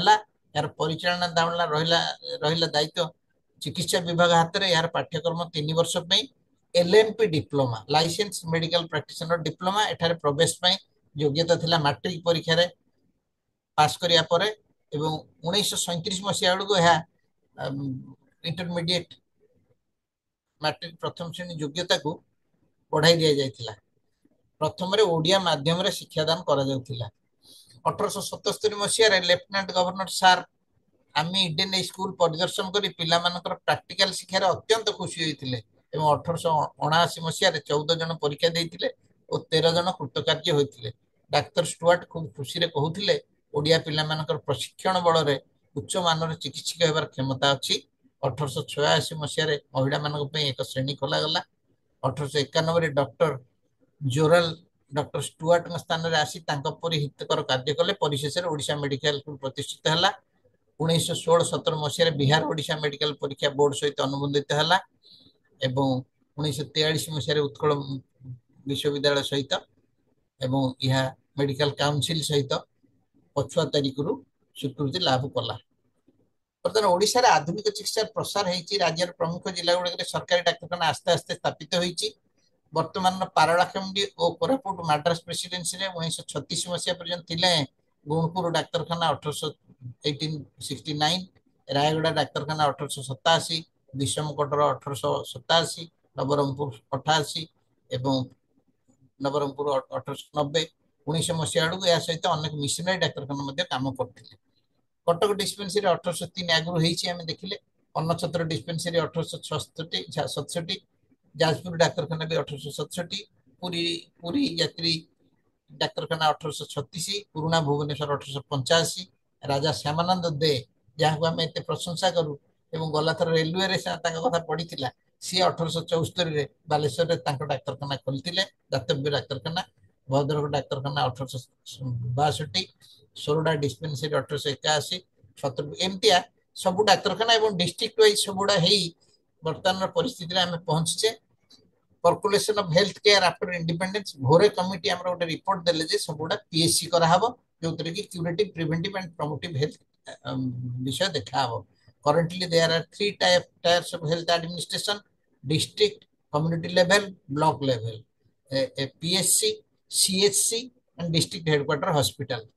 Medical colleges रहिला government and private. Now one district one medical college scheme रे जिला प्रति जिला रे गोटे गोटे कॉलेज होबा को जाउछि। Today's position there is केते गोटे प्रॉब्लम हमर रहिछि urban rural dichotomy in Odisha and in addition to tribal tracts and coastal plains। या भीतर भी स्वास्थ्य सेवा प्रदान रे विभेद रहिछि।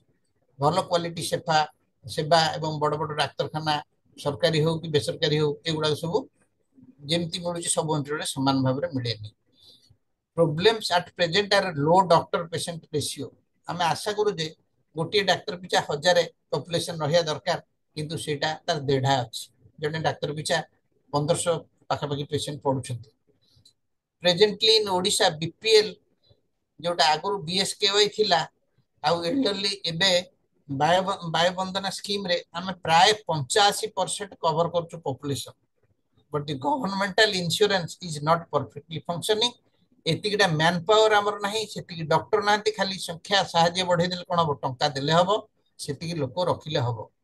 एवं एई गुडाक होची सरकारंगर कैपेसिटी नाही जे एतिकी जिंस करिया पे खाली कॉन्स्टिट्यूशन नाम जेमती अछि the state will take care of health of all. ता माने कोन सब सत्य कोन नउची हम इंडियन कॉन्स्टिट्यूशन थिले भी जेतिकी पैसा अच्छी से अनुसार होची। अमेरिका आपण जीवे गोटे स्वीडेन गोटे लोक पचारे आपण देश में केमती शासन सेवा चलती ना आमर किसी ना आम प्राइवेट हॉस्पिटल फैसिलिटी किसी ना थिले भी आम जानूनु आम आम पैसा टैक्स 30% देउछु आम जहाँ रोजगार करें आम अनएम्प्लॉयड हेले से पैसा दौरान आम पिला पढ़ाऊँ एवं आम बुढ़ा हेले आम टोटाल केयर से नौकरी आम तो टैक्स ये दबा सरकार भी कौन करेंगे सरकार किसी करें आमर जब ओडिशा रे जति रेवेन्यू होची आपण जति भाबंती स्वास्थ्य सेवा जोगैबे जोगै परिबे सेति रे टोटल एक्सपेंडिचर को डाक्तरखाना करी सब लोगों को सेवा करिबा संभव नहीं। Role of private actors in health field government alone can not take load of managing patients so much so that private parties are welcome to manage this show. Teaching and legal aspects are looked after by government even there are teaching colleges in private parties also. In Odisha private medical establishment take equal और more load. आपन कहूँ 14,000 bed सरकार अच्छी। I am the secretary of all Odisha private hospital forum. आमर भी सेटिल bed अच्छी। We take 70% of the outdoor load. एतरे लोक मानकर आदर एपटे अच्छी किंतु कहला बेलू पॉलिटिक्स रे they don't like to speak the घर हॉस्पिटल। एटा होची आमर वर्तमान परिस्थिति। आउ हमर एटा विश्व स्वास्थ्य संगठन विषय देली कहीं ना तारी गाइडेंस सब कार्य होची। आ मु ए जोडी को कहली मोर गोटे बही ओडिसा रे स्वास्थ्य अछि तारी फेज गुडी को आपन को किछि कहली जोडा कि रिव्यू करी total all administration Odisha administrative papers जिते जहाँ अच्छी जिते लिटरेचर अच्छी नेट रे अच्छी सब आनिकी ମୁଁ ଆପଣଙ୍କୁ କିଛିଟା କହିଲି ମୋର କିଛିଟା ଦୋଷ ତ୍ରୁଟି ଥାଇପାରେ କ୍ଷମା କରିବେ ଏ ଦିଟା ବହି ଆମର ଅଛି ଆଉ ଏଇ ହିସାବରେ ମୁଁ କହିଲି ଆଉ ଯିଏ ଯାହା ପଚାରିବାର କୁହନ୍ତୁ ଆଉ କଳିଙ୍ଗ ଇତିହାସ ସଂଗଠନକୁ ଆପଣମାନଙ୍କୁ ଅଶେଷ ଧନ୍ୟବାଦ ନମସ୍କାର ସାର୍ ବହୁତ ଧନ୍ୟବାଦ ସାର୍ ବହୁତ ସୁନ୍ଦର ଥିଲା ଆପଣଙ୍କର ପ୍ରେଜେଣ୍ଟେସନଟା ଆରମ୍ଭରୁ ଶେଷ ପର୍ଯ୍ୟନ୍ତ କେମିତି ସମୟ ଚାଲିଗଲା ଜଣା ପଡ଼ିଲାନି ବହୁତ ନୂଆ କଥା ଜାଣିବା ପାଇଁ ମିଳିଲା ଆଉ ଆମେ ବର୍ତ୍ତମାନ ସବୁ ପାର୍ଟିସିପାଣ୍ଟଙ୍କର କ୍ୟାମେରା ଆଉ ମାଇକ୍ରୋଫୋନ ଏନାବଲ କରିଦେଇଛୁ ଆପଣମାନେ ଚାହିଁଲେ ନିଜ କ୍ୟାମେରା ଆଉ ମାଇକ୍ରୋଫୋନ ଅନ୍ କରିକି ହ୍ୟାଣ୍ଡ ରେସ୍ କରିକି ପ୍ରଶ୍ନ ପଚାରି ପାରନ୍ତି ଆମେ ଆପଣମାନଙ୍କୁ ସମସ୍ତଙ୍କୁ ସ୍ୱାଗତ ଜଣାଉଛୁ ଯେ ଏଇ କାର୍ଯ୍ୟକ୍ରମରେ ପାର୍ଟିସିପେଟ୍ କରିବା ପାଇଁ ପ୍ରଶ୍ନୋତ୍ତର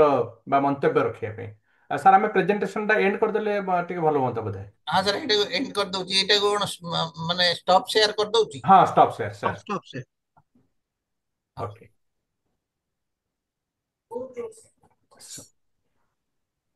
शुभेंद्र सर ଆପଣ क्वेश्चन आंसर ହଁ, ସେସନଟା ମୋର ମୋର ଗୋଟେ ପ୍ରଶ୍ନ ହଉଛି ଆମର ଯେତେ ପ୍ରକାର ଆମେ ଯୋଉ ମଡର୍ନ ମେଡିସିନ କହୁଛେ ଆଉ ଯୋଉଗୁଡାକ ଅଲ୍ଟରନେଟିଭ ମେଡିସିନ ବୋଲି କହୁଛେ ଆମେ ଦେଖୁଛୁ ଯେ କେବଳ ମଡର୍ନ ମେଡିସିନ ବା ଆଲୋପାଥିରେ କେବଳ ସର୍ଜରୀ ପ୍ରାକ୍ଟିସ କରାହଉଛି ଆଉ ବାକି ହୋମିଓପାଥି ହେଲା ୟୁନାନି ହେଲା ଏଗୁଡାକ ସବୁ ସର୍ଜରୀ ପ୍ରାୟ ନାହିଁ କଣ ପାଇଁ ମାନେ ପାଠ ତ ଏକା କେବଳ ମେଡିସିନ ଡିଫର କରିବା କଥା ସର୍ଜରୀ ପ୍ରାକ୍ଟିସ ତ ସେଥିରେ ବି ହେବା କଥା ହଁ ତାଙ୍କର କିଛି ଲ କିଛି ପ୍ରିଭେଣ୍ଟ କରୁଛି ସେମାନଙ୍କୁ ନାଇଁ ଲ ନାଇଁ ଯେ ମୁଁ କହୁଛି ଆମର ଆକ୍ଚୁଆଲି ଯୋଉ ସମୟରେ ସର୍ଜରୀର ଇଭଲ୍ୟୁସନ ସବୁ ହେଇଛି ସେଇ ସମୟରେ ଆୟୁର୍ବେଦ ଟା ପୁରା ଟୋଟାଲି ନୀରବ ରହିଯାଇଥିଲା ଏବଂ ଏଇ ଆୟୁର୍ବେଦ ଆଉ ଅଲ୍ଟରନେଟିଭ ମେଡିସିନ ଯେତେ ଗୁଟେ ଅଛି ସବୁଗୁଡାକୁ ଏବେ ସରକାର ନେଇକି ତାଙ୍କୁ ଆମର ଆନାଟମି ଫିଜିଓଲୋଜି ଆଉ ବେସିକ ସାଇନ୍ସ ପାଥୋଲୋଜି ପଢଉଛନ୍ତି ତେଣୁ ସେମାନେ ଆନାଟମି ଫିଜିଓଲୋଜି ଫାର୍ମାକୋଲୋଜି ତାଙ୍କର ଅଲଗା ଆଚ୍ଛା ତାଙ୍କ ଫାର୍ମାକୋଲୋଜିଟା ଅଲଗା କିନ୍ତୁ ସେମାନେ କିନ୍ତୁ ଏଇଗୁଡା ବେସିକ ସମସ୍ତଙ୍କ ପାଇଁ ଆନାଟମି ସମସ୍ତେ ଏଇ ଜିନିଷ ପଢିବେ ଫିଜିଓଲୋଜି ସମସ୍ତେ ଏଇଆ ପଢିବେ ପାଥୋଲୋଜି ସମସ୍ତେ ଏଇଆ ପଢିବେ ସେମାନଙ୍କ କୋର୍ସରେ ଏଗୁଡା ଅଛି ସର୍ଜିକାଲ ଟା ସେମାନେ ଡେଭଲପ କରିବା କଥା ଆମେ ସର୍ଜିକାଲ ଯୋଉଟା କରୁଛୁ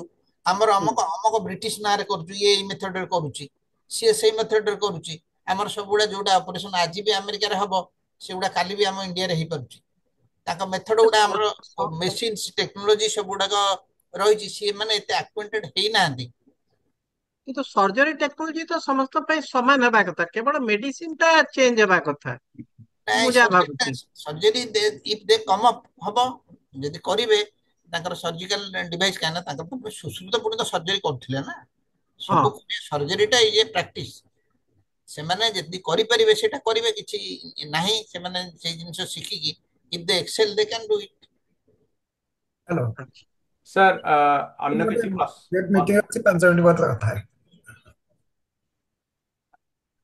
ସାର୍ ପଚାରନ୍ତୁ କେହି ଜଣେ ପଚାରିବା ପାଇଁ ଚାହୁଁଥିଲେ ପଚାରନ୍ତୁ ବୋଧହୁଏ ଲେନୋଭୋ ଆଜ୍ଞା ବିନାୟକ ରଥ କହୁଛି ଆଜ୍ଞା sir VC sir Utkal university sir ନମସ୍କାର ଆଜ୍ଞା ସାର୍ ନମସ୍କାର ନମସ୍କାର ସାର୍ ସ୍ୱାଗତ ସାର୍ ପଚାରନ୍ତୁ ଲେନୋଭୋଟା ମୋହନାଥ ଲିଷ୍ଟେଡ୍ ଆଜ୍ଞା ଇନ୍ଦ୍ରବାଣୁ ସାର୍ ପ୍ରେଜେଣ୍ଟେସନ ତ ବହୁତ ବଢିଆ ହେଲା ଏନ୍ଜଏଡ୍ ଇଟ୍ ଆପଣ ମତେ କୁହନ୍ତୁ ବର୍ତ୍ତମାନ ପରିପ୍ରେକ୍ଷୀରେ ଏ ଗଭର୍ଣ୍ଣମେଣ୍ଟ ସବୁ ଡିଷ୍ଟ୍ରିକ୍ଟରେ medical college modern medical college modern science concept allopathy best ଆଜ୍ଞା ଆଉ ଆୟୁର୍ବେଦ ହୋମିଓପାଥି ତାକୁ ତ ଆମେ ପ୍ରମୋସନ କରୁନେ ତେଣୁ ଆମେ हेलो ଡିଷ୍ଟ୍ରିକ୍ଟରେ ହଁ ସବୁ ସାର୍ ଜିଲ୍ଲାରେ ଏଲୋପାଥି ବେଷ୍ଟ ମେଡିକାଲ କଲେଜ ନ କରି କିଛି କିଛି ଜିଲ୍ଲାରେ ଆୟୁର୍ବେଦ ଆଉ ହୋମିଓପାଥି ପ୍ରମୋସନ କରିବା ଦରକାର Ayurveda is popularly is not popular in ଲୋକମାନେ ବିଶ୍ୱାସ କରୁଛନ୍ତି ଗାଁ ଲୋକ ଆୟୁର୍ବେଦ ହୋମିଓପାଥି ବେଶୀ ବିଶ୍ୱାସ କିନ୍ତୁ ସେଠି ଅପରଚୁନିଟି ଲୋକଙ୍କୁ ମିଳୁନାହିଁ ତେଣୁ ସେଥିପାଇଁ ବି ଗଭର୍ଣ୍ଣମେଣ୍ଟ ବର୍ତ୍ତମାନ ପ୍ରମୋସନ କରିବା ଦରକାର ନା ଏଲୋପାଥି ମେଡିସିନ ପ୍ରମୋସନ କରିବା ଦରକାର ସାର୍ ଗଭର୍ଣ୍ଣମେଣ୍ଟ ତ ଫିଲ୍ କରୁଛନ୍ତି ଆପଣ ଜାଣିଛନ୍ତି ଆମର ଆମର ପ୍ରଧାନମନ୍ତ୍ରୀ କା ଫରରେ ଅଛନ୍ତି ପ୍ରଧାନମନ୍ତ୍ରୀ ସବୁବେଳେ ଆୟୁର୍ବେଦ ପ୍ରିନ୍ସିପଲ ଉପରେ ଅଛନ୍ତି ସବୁବେଳେ ରହିଛନ୍ତି ଆମର ଯୋଗ ଉପରେ ତେଣୁ ହଁ ବୁଝିଲି ସେଟା ନାଇଁ ନାଇଁ ସେ ଆୟୁର୍ବେଦ ଉପରେ ଅଛନ୍ତି ଏବଂ ତାଙ୍କର ପତଞ୍ଜଳି ସହିତ ବି କିନ୍ତୁ ଆୟୁର୍ବେଦ କଲେଜ ଆମର କିଛି ପଢିନି। ଆୟୁର୍ବେଦ କଲେଜର ଷ୍ଟାଣ୍ଡାର୍ଡ ଅଫ ଡେଟୋରିଏଟେଡ ଭିତରେ ପୁରୀରେ ଆମର ଯୋଉ ଆୟୁର୍ବେଦ କଲେଜ ଥିଲା, ସେ ଆୟୁର୍ବେଦ କଲେଜର ଡକ୍ଟର ମାନେ ବାହାରୁଥିଲେ, ବହୁତ ଫେମସ ଡକ୍ଟର ସେ ବାହାରୁଥିଲେ। ବର୍ତ୍ତମାନ କିଛି ସେ ବାହାରି ପାରୁନାହାନ୍ତି, ନେମ୍ ଆଣ୍ଡ ଫେମ୍ କାହାରି ହେଇପାରୁନି। ଆଜ୍ଞା ସେ ସବୁ କଣ କି ମାନେ ଆଜିକାଲି ଲୋକମାନେ ବି ସେମାନେ they can test A doctor very easily. ତେଣୁ ସେ ଯୁଆଡେ ଚାଲିଲେ ସେଇଟା ବଢିଲା ଆଉ କଣ, ଯୋଉଟା ଆମ ପଟକୁ ଯଦି ନ ଆସିବ ଆମ ପଟେ ଛିଡିବ। ଆଚ୍ଛା। ମୋ ମତରେ ଆୟୁର୍ବେଦ ଆଣ୍ଡ ହୋମିଓପାଥି ପ୍ରମୋସନ କରିବା ଦରକାର ଓଡିଶା, ପର୍ଟିକୁଲାର ଟ୍ରାଇବାଲ ଏରିଆରେ। ଏକ୍ସେପ୍ଟ କାହିଁକି ଟ୍ରାଇବାଲ କାହିଁ ସାର୍, ସବୁ ଏରିଆରେ ଯେମିତି ଆମର ସାର୍ ଏମ୍ସ ରେ ବି ଟ୍ରାଇବାଲ ଏରିଆରେ ସବୁ ଅଛି। ଏମ୍ସ ରେ ସାର୍ ଅଛି, ଆପଣ ଯୋଉଠିକି ଯାଇପାରିବେ, ଆପଣ ବି ଇଭିନ୍ ମନ୍ତ୍ର ଗୁଣି ବି ଆଦରି ପାରିବେ, କିଛି ଅସୁବିଧା ନାହିଁ। ଯୋଉଟା ଭଲ କରୁଛି ଲୋକଙ୍କର, ଯୋଉଟା ଚଏସ୍ ଯେ popular treatment should be popular. ତେଣୁ ଯୋଉଟା ଭଲ କରୁଛି ଲୋକ ଯୋଉଥିରେ ଖୁସି, ଏଇଟାରୁ ଆଜି ଡେଇଁ କାଲିକି ଯିବେ ମୁଁ ସେଠିକି। କାହିଁକି କହୁଛନ୍ତି ଆଜ୍ଞା, ଏଇ ଆୟୁର୍ବେଦ ମେଡିସିନ ଆଉ ୟୁନାନି ମେଡିସିନ ଆପଣ କହୁଛନ୍ତି, ସେଗୁଡା ସବୁ ମାନେ ଆମର ମେଡିସିନାଲ ପ୍ଲାଣ୍ଟ ଉପରେ ଡିପେଣ୍ଡ କରୁଛି। ଆମର ଟ୍ରାଇବାଲ ଏରିଆରେ ସବୁ ମେଡିସିନାଲ ପ୍ଲାଣ୍ଟ ଅଛି। ସେ ମେଡିସିନାଲ ପ୍ଲାଣ୍ଟ ଗୁଡ଼ିକର ବ୍ୟବହାର ଯଦି ଜାଣିପାରିବା, ଯଦି ଡକ୍ଟର ମାନେ ସେଠି ଯାଇକରି କିମ୍ବା ଷ୍ଟୁଡେଣ୍ଟ ମାନେ ଯାଇକି ତାକୁ ମାନେ ଆଇଡେଣ୍ଟିଫାଇ କରିବେ, ଆଉ ଲୋକଙ୍କ ପାଇଁ ୟୁଜ୍ ପାଇଁ, ଲୋକଙ୍କର ୟୁଜ୍ ପାଇଁ ବି ପ୍ରମୋସନ କରିବା ଦରକାର, ତାହେଲେ ମୁଁ ଭାବୁଛି ବେଶୀ ଶସ୍ତାରେ ମେଡିକାଲ ହେଲ୍ଥ କେୟାର ଲୋକଙ୍କୁ ଆମେ ଦେଇପାରିବା, ଲୋକମାନେ ସୁସ୍ଥ ସବଳ ରହିବେ। ଆଉ ପର୍ଟିକୁଲାର ଟ୍ରାଇବାଲ ଏରିଆରେ, କାରଣ ମୁଁ ତ କୋରାପୁଟର ସବୁ ଏରିଆ ଷ୍ଟଡି କରିଥିଲି ଆଗରୁ ଆସିବା ପୂର୍ବରୁ। I had gone all interior areas to have seen what is the situation in the tribal area. Tribal ଏରିଆରେ ଲୋକମାନଙ୍କର ମୋର କମିଟମେଣ୍ଟ, ଦେ ଆର୍ ମୋର ହେଲ୍ଦି। ଜଣେ ମୁଁ ଏବେ ଦେଖୁଥିଲି, ସେ କହିଲା ଯେ ଆମେ ଫରେଷ୍ଟ ଆମର କାଟିଦେବା ପରେ ଆମର ଫରେଷ୍ଟରୁ ସବୁ ମିଳୁଥିଲା, ଆମର ମେଡିସିନ ଦରକାର ନାହିଁ, ଆମର ଫରେଷ୍ଟ ଦରକାର। ଖାଇବା ଦରକାର, ଖାଇବା ଆମକୁ ଫରେଷ୍ଟରୁ ମିଳୁଥିଲା। ତେଣୁ ଫରେଷ୍ଟ ବେସ୍ଡ ଆୟୁର୍ବେଦ ଇଜ ମୋର ଫରେଷ୍ଟ ବେସ୍ଡ। ଆପଣଙ୍କର modern medicine is chemical process ସବୁ ଆସୁଛି। କେମିକାଲ ଯେତେ ମେଡିସିନ ଆସୁଛି ସବୁ କେମିକାଲ ପ୍ରୋସେସ।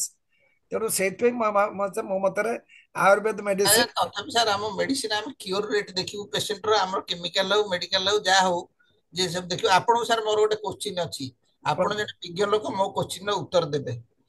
ଆପଣଙ୍କ ଦେହ ଖରାପ ହେଲା, ଆପଣ ଆୟୁର୍ବେଦ ପାଖକୁ ଯିବେ ନା ହୋମିଓପାଥି ପାଖକୁ ଯିବେ ନା ମଡର୍ନ ମେଡିସିନ ପାଖକୁ ଯିବେ? ମୁଁ ଆଜ୍ଞା ଦେଖୁଛି ଆପଣ ଶୁଣନ୍ତୁ, ମଡର୍ନ ମେଡିସିନ ଯିବା ପୂର୍ବରୁ ମୁଁ ବର୍ତ୍ତମାନ ବି ଯେତେବେଳେ ଥଣ୍ଡା କାଶ ଯାହା ହଉଛି, ସେ Ayurvedic homoeopathy concept first I try. ନହେଲେ କିଛି ସମୟ ପରେ ଯଦି କିଛି ନହେଲା, ମାନେ ପେସେନ୍ସ ଦରକାର। ଯଦି ପେସେନ୍ସ ନହେଲା, then we go to allopathy, because ଏଲୋପାଥିରେ ମୋର କନସେପ୍ଟ ହଉଛି, ଏଲୋପାଥିରେ ଟୋଟାଲ କ୍ୟୁର ହଉନି, ଇଟ୍ ସପ୍ରେସେସ୍ ଆକ୍ଚୁଆଲି। ହ୍ୱେରାଜ ହୋମିଓପାଥିରେ ମୋ ନିଜ ଏକ୍ସପିରିଏନ୍ସ ଯାହା ମୁଁ ଜାଣିଛି, ହୋମିଓପାଥି କେମିତି, ମାନେ ଜର୍ମାନ ମେଡିସିନ ଗୋଟେ ଆପଣଙ୍କ ପାଖକୁ ଥରେ ଯାଇଥିଲି, ମୋର ମନେ ଅଛି, ଏଇ ଯୋଉ କର୍ନ ହଉଥିଲା, ସେ କର୍ନ ପାଇଁ ଜଣେ ଆମର ଇଞ୍ଜିନିୟର ସେଟ୍ ଥିଲେ ଆଇଆଇଟି କାନପୁରରେ, ସେ ଆମାଚ୍ୟୁର ଆୟୁର୍ବେଦିଷ୍ଟ ହୋମିଓପାଥି କରନ୍ତି। ସିଏ ମତେ ଦେଖିକିରି କହିଲେ ଯେ ଆପଣ ଯଦି ଖାଇଲା ପରେ ବଢିବ, ଦେନ୍ ମେଡିସିନ ଇଜ ୱାର୍କିଂ। ସତୁ ସତ ମୋର ଗୋଡରେ ହେଇଥିଲା, ସବୁ ହାତ ଚାରିଆଡେ ବାହାରିଲା, ସବୁ ଯେତେ କର୍ନ ଥିଲା। ତେଣୁ କନସେପ୍ଟ ହଉଛି homoeopathy medicine goes to the root and cures it. Homoeopathy ଏଲୋପାଥିରେ ସେଟା ହଉନି। ଦ୍ୟାଟ୍ ଇଜ ମାଇ କନଭିକ୍ସନ ଯେ ଏଲୋପାଥିରେ ସପ୍ରେସନ ହଉଛି। ମୁଁ ଏବେ ମୁଁ ମୋଟର ମେଡିସିନ କିଛି ଖାଇଲିନି, ମୁଁ ଜାଣିଛି 3-4 ଦିନ ପରେ ଠିକ ହେଇଯିବ। କିମ୍ବା କଢା ପିଇଲେ ହବ। Modern medicine I have not, ସେଟା ଲାଷ୍ଟ ରିସର୍ଟ ୟୁଜ କରୁଛି, କିନ୍ତୁ ଲାଷ୍ଟ ରିସର୍ଟ। ତେଣୁ ମୋ ମତେ ଗରିବ ଲୋକଙ୍କ ପାଇଁ ବେଷ୍ଟ ରୁଟ୍ ଆକ୍ଚୁଆଲି ହଉଛି homeopathy and Ayurveda medicine. They can do it actually. Thank you sir. କିନ୍ତୁ ସାର୍ ମୁଁ ଆପଣଙ୍କୁ କହିବି ଯେ ଆପଣ ଠିକ କହୁଛନ୍ତି। ଆପଣ ଆମର ରୋଗ ଗୁଡାକ ହେଲା ଯେ ଯାହାର ହାଡ ଭାଙ୍ଗିଗଲା, ସାପ କାମୁଡି ଦେଲା, ବିଷ ଖାଇଲା, ସିଏ ଯିବ ମଡର୍ନ ମେଡିସିନ ଆଉଟଡୋରକୁ, ଏଥିରେ କହିବାର କିଛି ନାହିଁ। ନାଇଁ ସେଟା କିଛି କହିବାର ନାହିଁ। ଗୋଟେ ଲୋକ ସାର୍ ଆଣ୍ଠୁ ଗଣ୍ଠି ବାତ ହେଲା, ସିଏ ଯିବ ଆମ ପାଖରେ ଟ୍ରିଟମେଣ୍ଟ ହବ, ଭଲ ହବନି, ଆମେ ତାକୁ ବି କହିଦେବୁ ତମେ ଆୟୁର୍ବେଦିକ ବାଲାଙ୍କ ପାଖରେ ଦେଖ। ତାପରେ ଗୋଟେ ଲୋକର ଏଇ ସବୁ ଭାତୁଡି ହେଲା, ଆମର ଅପରେସନ କର, ଅପରେସନ ନହେଲେ ତମେ ଯାଅ ହୋମିଓପାଥି ବାଲାଙ୍କ ପାଖେ, ଭଲ ହବ। ଏଇଟା ହଉଛି ଜିନିଷ। କିନ୍ତୁ ଜିନିଷ ହଉଛି ଯେ ଗୋଟେ ଡାଇବେଟିସ ପେସେଣ୍ଟକୁ ଆପଣ ଯଦି ଆୟୁର୍ବେଦିକ କି ହୋମିଓପାଥି ଟ୍ରିଟମେଣ୍ଟ କରିବେ, ଆଉ କହିବେ ଯେ ନାଇଁ ବ୍ଲଡ ସୁଗାର ଟେଷ୍ଟ କରନି, ଏଇଟା ଦୋଷ ହବ। ଆପଣ ବ୍ଲଡ ସୁଗାର ଯୋଉଟା କଣ୍ଟ୍ରୋଲ କରିବ, ଡାଇବେଟିସ ରେ ମଡର୍ନ ମେଡିସିନ ରେ ସୁଗାର ତ ସବୁଠି ଗୋଟେ ଜାଗାରେ ଟେଷ୍ଟ ହଉଛି। ଏ ମେଡିସିନ ଦିଅନ୍ତୁ, ସେ ମେଡିସିନ ଦିଅନ୍ତୁ, ଯୋଉଟା ଆପଣଙ୍କୁ ଭଲ ଲାଗୁଛି ସେଇଟା ଆକ୍ସେପ୍ଟ କରନ୍ତୁ, କିଛି କହିବାର ନାହିଁ। ମୁଁ କହିବା କଥା if your sugar is controlled by any allopathic medicine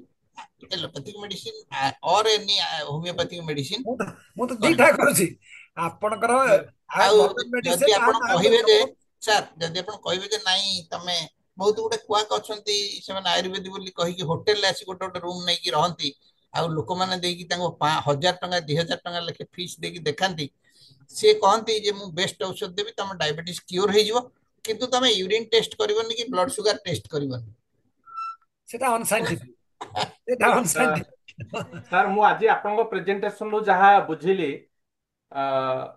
ଯୋଉଦିନ ଏଇ ଯୋଉ ସବୁ ପ୍ରକାର ମେଡିସିନ ଯୋଉ ଡବଲ ବ୍ଲାଇଣ୍ଡ କ୍ରସଓଭର ଷ୍ଟଡିରେ ଯୋଉମାନେ ପାସ୍ ହେଇଯିବେ ସେଇଦିନ ସବୁତକ ଆମେ ଆଖି ବୁଝିକି ଗ୍ରହଣ କରିବୁ ସେଟା ତ ମଡର୍ନ ମେଡିସିନରେ ପଳେଇବ ଯିଏ ୟୁଜ କରୁ ସେ ତ ନିଶ୍ଚୟ ସକ୍ସେସଫୁଲ ସେ ପର୍ଯ୍ୟନ୍ତ ଗୋଟେ ମେଡିସିନ ଯଦି ପ୍ରୁଫ ହେଇଯିବ ଯେ ହାର୍ଟ ରେ ଟିକେ ପ୍ରୋଲଙ୍ଗ କରିଦଉଛି କ୍ୟୁଟି ଇଣ୍ଟରଭାଲ ସିଆଡୁ ପୁରା ପୃଥିବୀରୁ ସାରା ପ୍ରଚାର ହେଇଯିବ ଏଇ ଔଷଧ ଯୋଉ ବଜାରରେ ଅଛି ୱିଥଡ୍ର କରି ଆଣ କମ୍ପାନୀ ମାନେ ଆସିକି ତାଙ୍କ ଔଷଧ ଯାହା ଥିବ ଭୁବନେଶ୍ୱର କଟକ ସବୁଆଡୁ ୱିଥଡ୍ର କରିକି ନେଇ ପଳେଇବେ ଆଉ ସେଇଟା ରହିବନି ଏଇ ଟାଇପ ର ସିଷ୍ଟମ ଏଇଟା sir Rudraprasanna Sahu sir hand raise କରିଥିଲେ ମୁଁ ଅନୁରୋଧ କରିବି ସେ ତାଙ୍କ ପ୍ରଶ୍ନ ବା ମନ୍ତବ୍ୟ ରଖିବେ ସାର୍ ନମସ୍କାର ନମସ୍କାର ଆଜ୍ଞା ସାର୍ ଆପଣଙ୍କର ଯୋଉ ସବଜେକ୍ଟଟା ରହିଲା ଇଟ୍ସ ଏ ୟୁନିକ୍ ଟପିକ୍ ପ୍ରାଚୀନ କଳିଙ୍ଗରୁ ଆଧୁନିକ ଓଡ଼ିଶା ପର୍ଯ୍ୟନ୍ତ ସ୍ୱାସ୍ଥ୍ୟ ସେବା ଆଉ ସ୍ୱାସ୍ଥ୍ୟ ବ୍ୟବସ୍ଥା ଏଥର ଗୋଟେ ଆପଣ ବହୁତ ଉପାଦେୟ ତଥ୍ୟ ଦେଇଛନ୍ତି ଆଉ ବହୁତ ମାନେ ତଥ୍ୟ ଭିତ୍ତିକ ଜିନିଷ ବିସ୍ତୃତ ବର୍ଣ୍ଣନା କରିଛନ୍ତି ଚରକ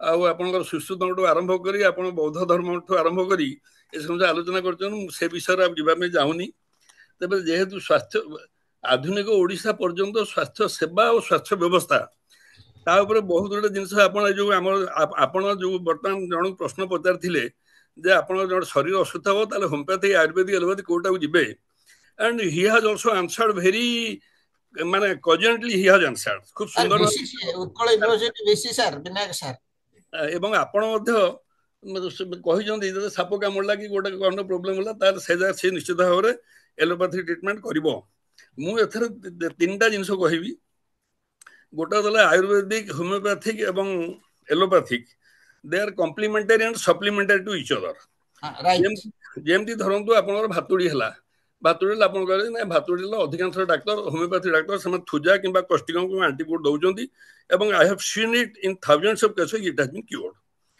ଆପଣ କିନ୍ତୁ ଧରନ୍ତୁ ଜଣେ ଲୋକର ଗୋଟେ ଅପରେସନ ହବ ଅପରେସନ ଆପଣ କୋଉ ହୋମିଓପାଥି ମେଡିସିନ ଦେଇକି ସେଟା ଆଣ୍ଟିବାୟୋଟିକ୍ର କାମ କରିବ ତେଣୁ ମେଡିକାଲ ସାଇନ୍ସରେ ଯଦି ଏଲୋପାଥିରେ ଯୋଉ ସର୍ଜରୀଟା ଅଛି ଆମକୁ ସର୍ଜରୀଟାକୁ ନିଶ୍ଚିତ ଭାବରେ ଆକ୍ସେପ୍ଟ କରିବାକୁ ପଡିବ ଆପ୍ରିସିଏଟ୍ କରିବାକୁ ପଡିବ କୌଣସି କଣ୍ଡିସନରେ ଆୟୁର୍ବେଦିକ କିମ୍ବା ହୋମିଓପାଥିକ ସେଥିରେ କାର୍ଯ୍ୟ କରିବ ନାହିଁ ଆଚ୍ଛା ଥାର୍ଡ ଜିନିଷ ହେଲା ଆପଣଙ୍କର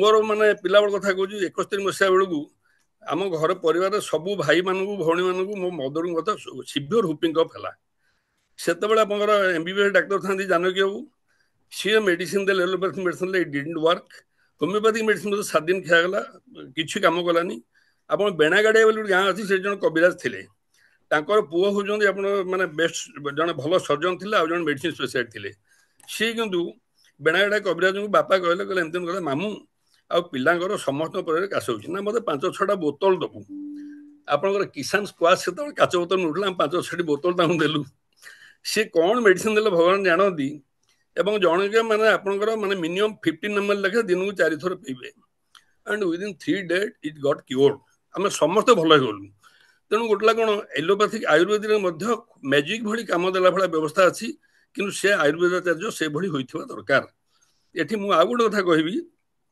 ଆମର ଜଣେ ଗଭର୍ଣ୍ଣର ଥିଲେ ତାଙ୍କ ନାଁ ହେଉଛି ଡକ୍ଟର ଶଙ୍କର ଦୟାଲ ଶର୍ମା ତାଙ୍କ ପରିବାରଟା ଏଣ୍ଟାୟାର ଫ୍ୟାମିଲିଟା ଉତ୍ତରପ୍ରଦେଶରେ ମାନେ ସେମାନେ ଆୟୁର୍ବେଦାଚାର୍ଯ୍ୟ ହିସାବରେ ତାଙ୍କର ଖୁବ୍ ଗୁରୁତ୍ୱ ଥିଲା ଏବଂ ଆପଣଙ୍କ କଟକ ଭୁବନେଶ୍ୱରରୁ ବିଶିଷ୍ଟ ବ୍ୟକ୍ତିମାନେ ଯାଇକି ଡକ୍ଟର ଶଙ୍କର ଦୟାଲ ଶର୍ମା କହିଲେ ଆପଣ ଏଠି ଗୋଟେ ଆପଣ ଗଭର୍ଣ୍ଣର ଅଛନ୍ତି ତେଣୁ ଆପଣଙ୍କର ସାହାଯ୍ୟ ସହଯୋଗରେ ଆପଣ ପରିବାର ତ ପିଢ଼ି ପରେ ପିଢ଼ି ଆୟୁର୍ବେଦ ଡାକ୍ତର ହେଇକି ରହିଛନ୍ତି ତେଣୁ ଆପଣ ଗୋଟେ ଚ୍ୟବନପ୍ରାଶ କାରଖାନା କରିବା ପାଇଁ ଆପଣ ଅନୁମତି ଦିଅନ୍ତୁ ଏବଂ ଆପଣ ଦିଗ୍ଦର୍ଶନ ଦିଅନ୍ତୁ ସେ ସମୟରେ ଡକ୍ଟର ଶଙ୍କର ଦୟାଲ ଶର୍ମା କହିଲେ ଆପଣମାନେ ଆଉ ଗୋଟେ ସମୟରେ ଆସନ୍ତୁ ମୁଁ ଆପଣଙ୍କୁ ବିସ୍ତୃତ ଆଲୋଚନା କରିବି ଯୋଉ ବଡ଼ ବଡ଼ କବିରା ସବୁ ଥିଲେ ଅନ୍ୟାନ୍ୟ ଥିଲେ ସେମାନେ ଯାଇ ପହଞ୍ଚିଲେ ଶଙ୍କର ଦୟାଲ କହିଲେ ଚ୍ୟବନ ଋଷିଙ୍କର ବାର୍ଦ୍ଧକ୍ୟରୁ ମୁକ୍ତ କରିବା ପାଇଁ ଚ୍ୟବନ ଋଷି ଚ୍ୟବନପ୍ରାଶ କରିଥିଲେ କିନ୍ତୁ ବର୍ତ୍ତମାନ ଚ୍ୟବନପ୍ରାଶ କରିବା ପାଇଁ ତାର ଗୋଟେ ନିର୍ଦ୍ଦିଷ୍ଟ ଟେମ୍ପରେଚର ଦରକାର ସେଟା ଜଙ୍ଗଲର ଏତିକି ଟେମ୍ପରେଚରରେ ଆପଣଙ୍କର ଧରନ୍ତୁ ଏ ଯୋଉ ହାତୀ ହେଲା, ବାଘ ହେଲା, ସିଂହ ହେଲା, ସେମାନଙ୍କର ମଳରୁ ଘଷି ତିଆରି ହେଇକି ସେଟା ଏଇ ଟେମ୍ପରେଚର ହବ।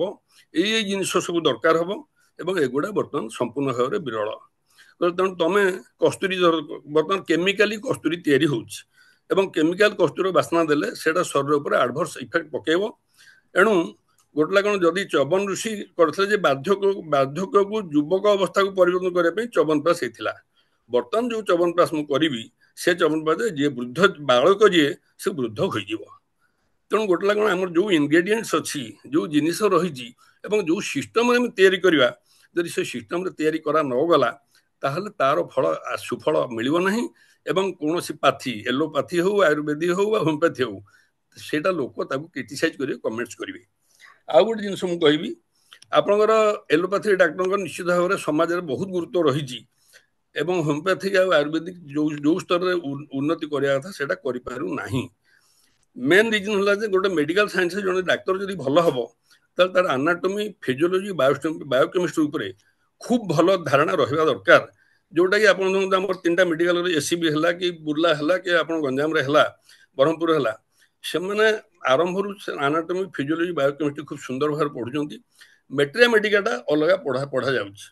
କିନ୍ତୁ ପ୍ରକୃତ ପକ୍ଷରେ ଦେଖିବାକୁ ଗଲେ ଏଲୋପାଥି, ଆୟୁର୍ବେଦିକ ଏବଂ ହୋମିଓପାଥିକ ମେଡିକାଲ କଲେଜରେ ଆପଣ ଆନାଟୋମି ବା ଫିଜିଓଲୋଜି ବା ବାୟୋକେମିଷ୍ଟ୍ରି ଯୋଉ ପ୍ରକାର ପଢାଯିବା କଥା, ଯୋଉ ପ୍ରକାର ମାନେ ତାକୁ ଆନାଲିସିସ୍ କରିବା କଥା, ଯୋଉ ପ୍ରାକ୍ଟିକାଲ ହବା କଥା ସେଇଟା ହଉନାହିଁ।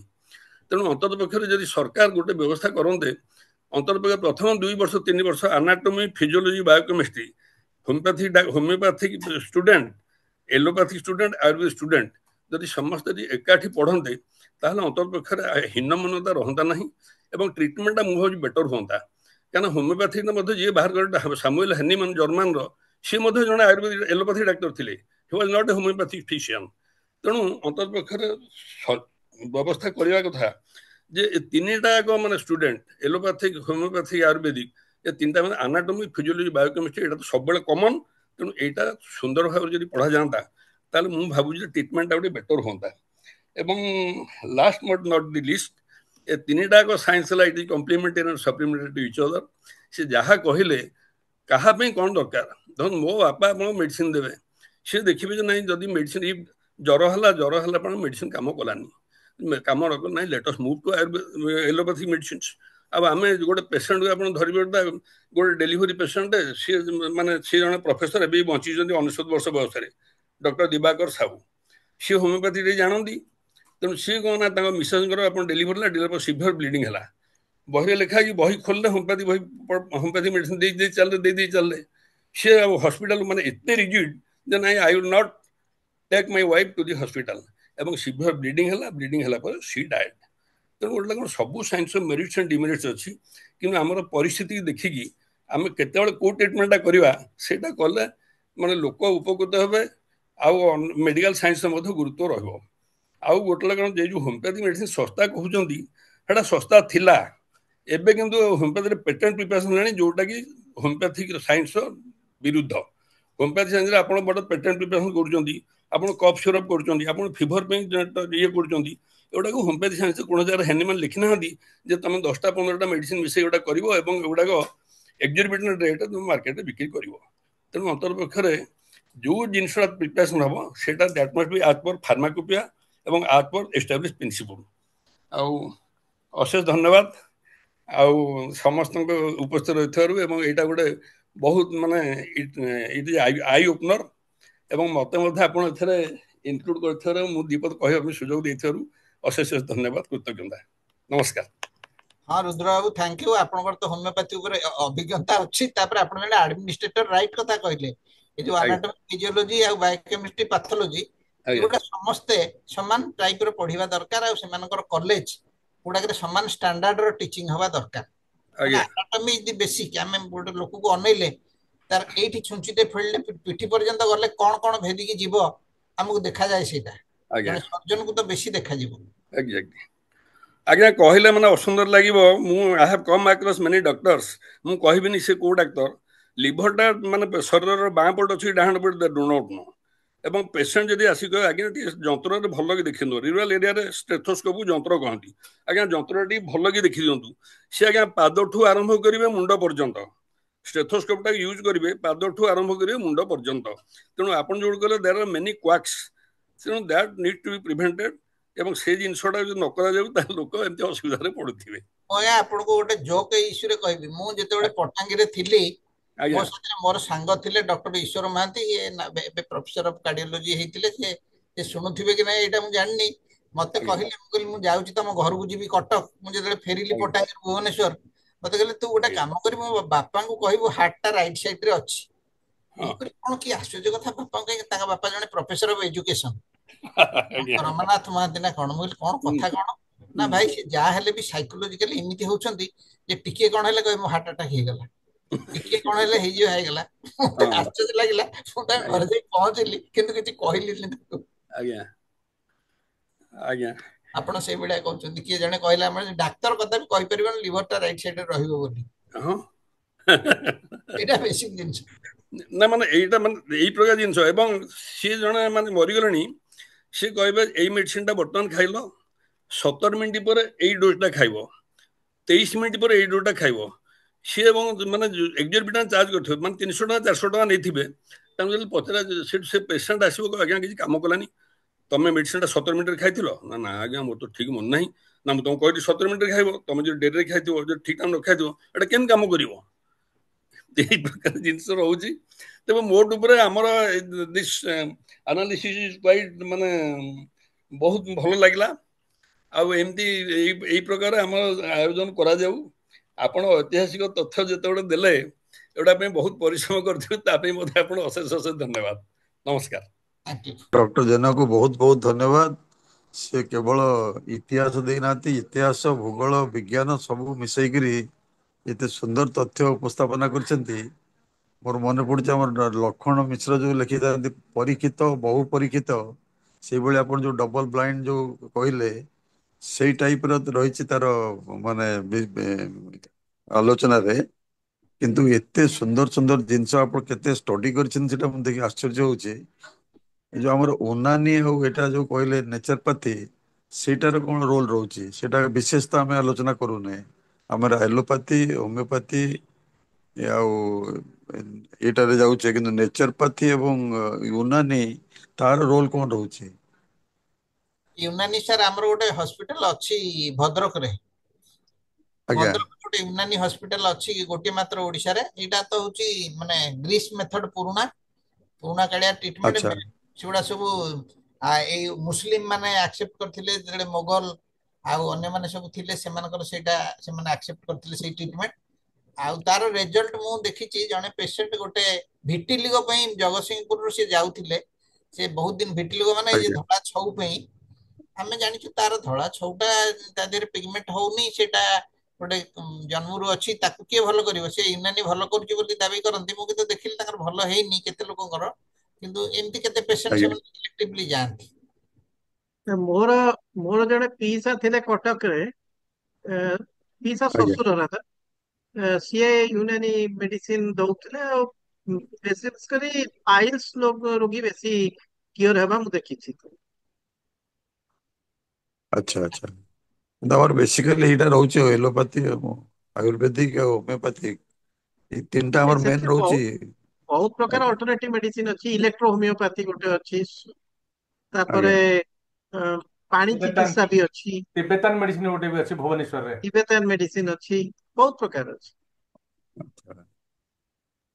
मेन आम ये तीनटा ऊपर बेसी कंसंट्रेट करूचे ଉଦ୍ଧବ ଚରଣ ନାୟକ ସାର୍ बहुत बहुत ମାଇକ୍ରୋଫୋନ ଅନ୍ କରିଛନ୍ତି ବୋଧେ କିଛି ପଚାରିବା ପାଇଁ ଚାହୁଁଛନ୍ତି आज्ञा ଉଦ୍ଧବ ଚରଣ ନାୟକ ସାର୍ आज्ञा ଡକ୍ଟର ଜେନାକୁ ମୋର ନମସ୍କାର ଏବଂ ଅଶେଷ ଅଶେଷ ଧନ୍ୟବାଦ ବିସ୍ତୃତ ଭାବରେ ସେ ଯେଉଁ ପ୍ରକାରର ଶିକ୍ଷା ବିଜ୍ଞାନ ସମ୍ପର୍କରେ ଆଲୋଚନା କଲେ ସେଥିରୁ ଆମେ ବହୁତ ଜିନିଷ ଜାଣିବାକୁ ପାଇଲୁ ମୋର ଗୋଟିଏ କଥା ସାର୍ ଏଠି କହିବାକୁ ପଡୁଛି ଡକ୍ଟର ଜେନାକୁ ଆପଣ ଜାଣିଥିବେ ଗୋଟେ କୁଲେଇର ଗୋଟେ ଜାଗା ଅଛି ସେଠି ଆଜ୍ଞା ହାଡ଼ ଭଙ୍ଗା ସବୁ ସେ ଚିକିତ୍ସା କରୁଛନ୍ତି ଏବେ ବି ମଧ୍ୟ ଆଜି ମଧ୍ୟ ଚାଲିଛି ସେଠି ଯେ ସେ ଆଣ୍ଠୁ ଗଣ୍ଠି ଯଦି ଯାହାର କାହାର ଭାଙ୍ଗି ଯାଇଛି ହାତ ଭାଙ୍ଗି ଯାଇଛି ଗୋଡ ଭାଙ୍ଗି ଯାଇଛି ସେ ଗୋଟେ ପତ୍ର ଦେଇ ତାକୁ ବାନ୍ଧେଇ କରି ତାକୁ ସେ ଆରୋଗ୍ୟ କରୁଛନ୍ତି ମୁଁ ତାଙ୍କ ସହିତ ମିଶିଛି ଏବଂ ତାଙ୍କଠାରୁ ବୁଝିଲି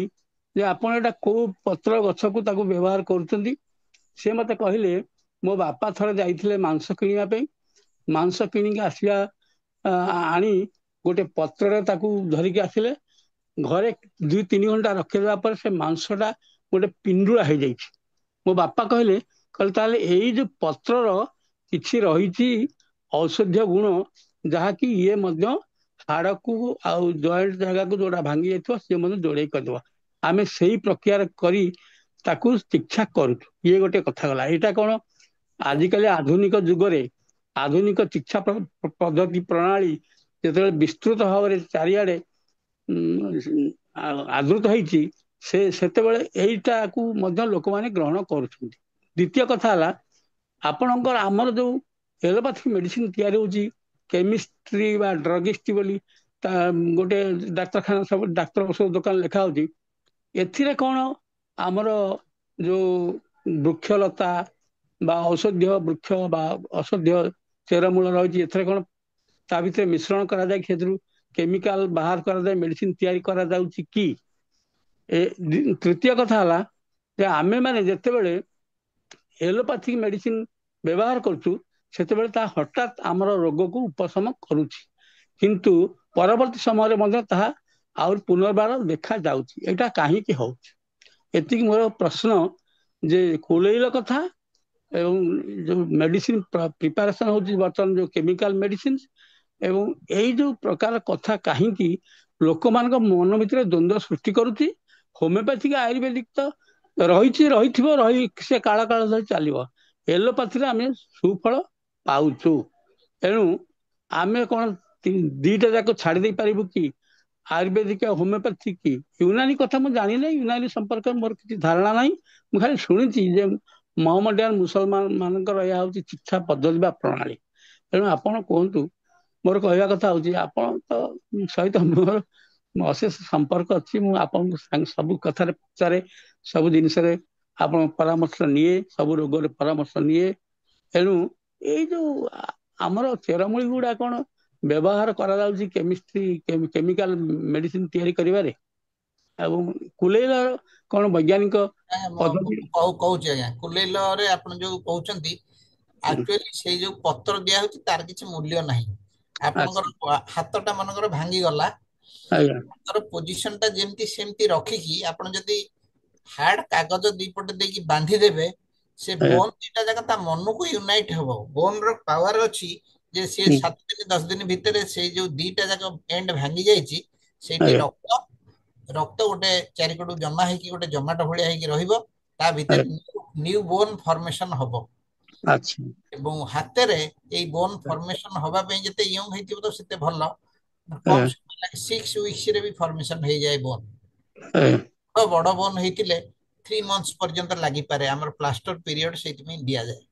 ଏବଂ ତାରି ଜାଗାରେ ଆପଣ ଯଦି ରଖିଦେବେ, ତାହେଲେ ସିଏ ତା ମନକୁ ୟୁନିୟନ ହେଇଯିବ।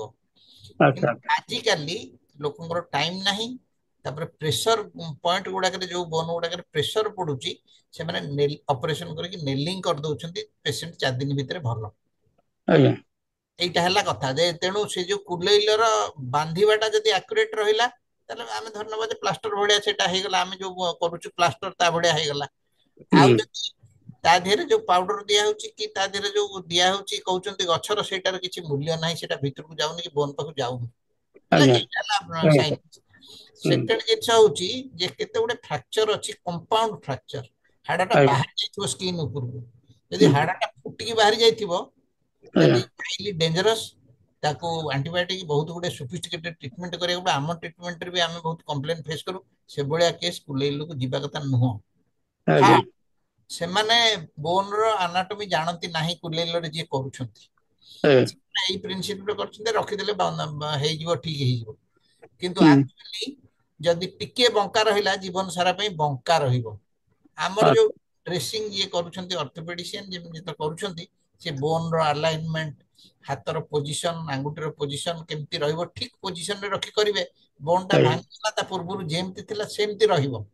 ସେଟା କରିବାଟା ଜଣେ ଅଶିକ୍ଷିତ ଲୋକ ପକ୍ଷରେ କେତେ ଦୂର ସମ୍ଭବ, ଆପଣ ଯାହା ବିଶ୍ୱାସ କରୁଥିବେ।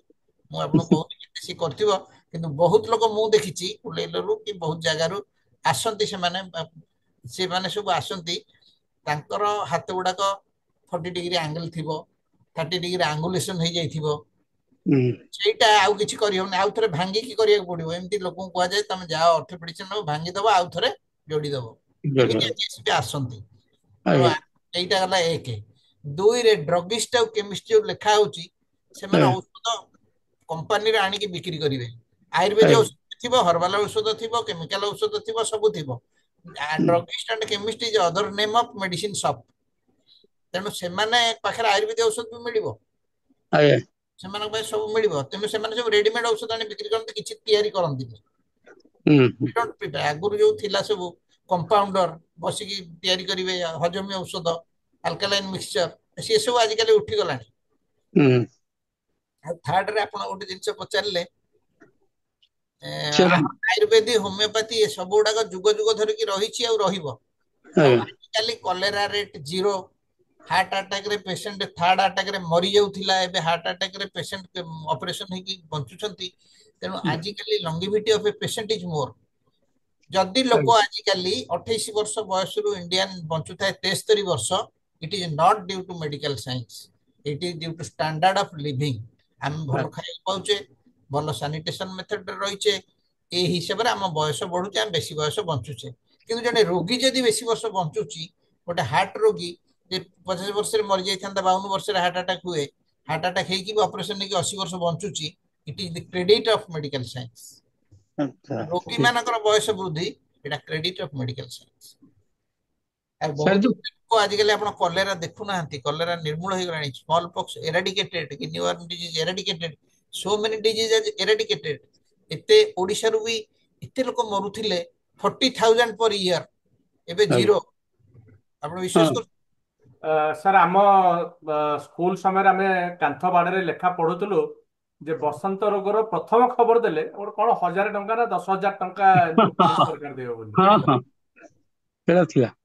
ତାର ଯୋଉ ମେଡିସିନ ଟା ତିଆରି ହଉଛି ଆମର ଏଲୋପାଥି ମେଡିସିନ, ସେଥିରେ କଣ ଆମର ଔଷଧୀୟ ବୃକ୍ଷଲତାର ଚେର ମୂଳ ବା ପତ୍ର ଯୋଉଠି ଯୋଉଠି ଯୋଉଠି ମାନେ ଡବଲ ବ୍ଲାଇଣ୍ଡ କ୍ରସଓଭର ଷ୍ଟଡି କଲା ସେ ଉଠିବ। ଆମର କେତେବେଳେ ଡିଜିଟାଲି ଗୋଟେ ହାର୍ଟ ଫେଲିୟର ପାଇଁ ଅଛି, ଦ୍ୟାଟ୍ ଇଜ ଫକ୍ସ ଗ୍ଲୋବ ରୁ ତିଆରି ହୁଏ। ଆମର ଆଗରୁ ବି ଔଷଧ, ବ୍ଲଡ ପ୍ରେସର ଔଷଧ ଥିଲା। ଆମେ ଏବେ ରାଉରକେଲା ସର୍ପେଣ୍ଟାଇନା ପାତାଳ ଗରୁଡରୁ ତିଆରି ଥିଲା। କେତେ କେତେ ବର୍ଷ ୟୁଜ ହେଇଛି, ସବୁ ବର୍ଷର ୟୁଜ ବହୁତ ଦିନ ହେଇଗଲା ପରେ ତା ସାଇଡ ଇଫେକ୍ଟ ଯାହାର ବାହାରେ ଡ୍ରପ ହେଇଯାଏ। ବହୁତ ଗୁଡେ ଔଷଧ ଆସୁଛି, ତିଆରି ହଉଛି। Many herbal medicines R used in cancer. ବହୁତ ଗୁଡେ ଔଷଧ ୟୁଜ ହଉଛି ଯୋଉଟା କି ଆମେ ବାହାରୁ ଜାଣିପାରୁନେ। ହର୍ବାଲ ମେଡିସିନ ର ୟୁଜ ରହିଛି, ଯିଏ କାମ କରିବ ସେଟା ୟୁଜ କେମିତି ନହବ? ଯିଏ ଜଣେ ଆମକୁ ଲୋକଟା କ୍ୟାନ୍ସର ଭଲ କରୁଛି, ତା ପାଇଁ 2ଟା ନୋବେଲ ମିଳିବ, ଗୋଟାଏ କାହିଁକି?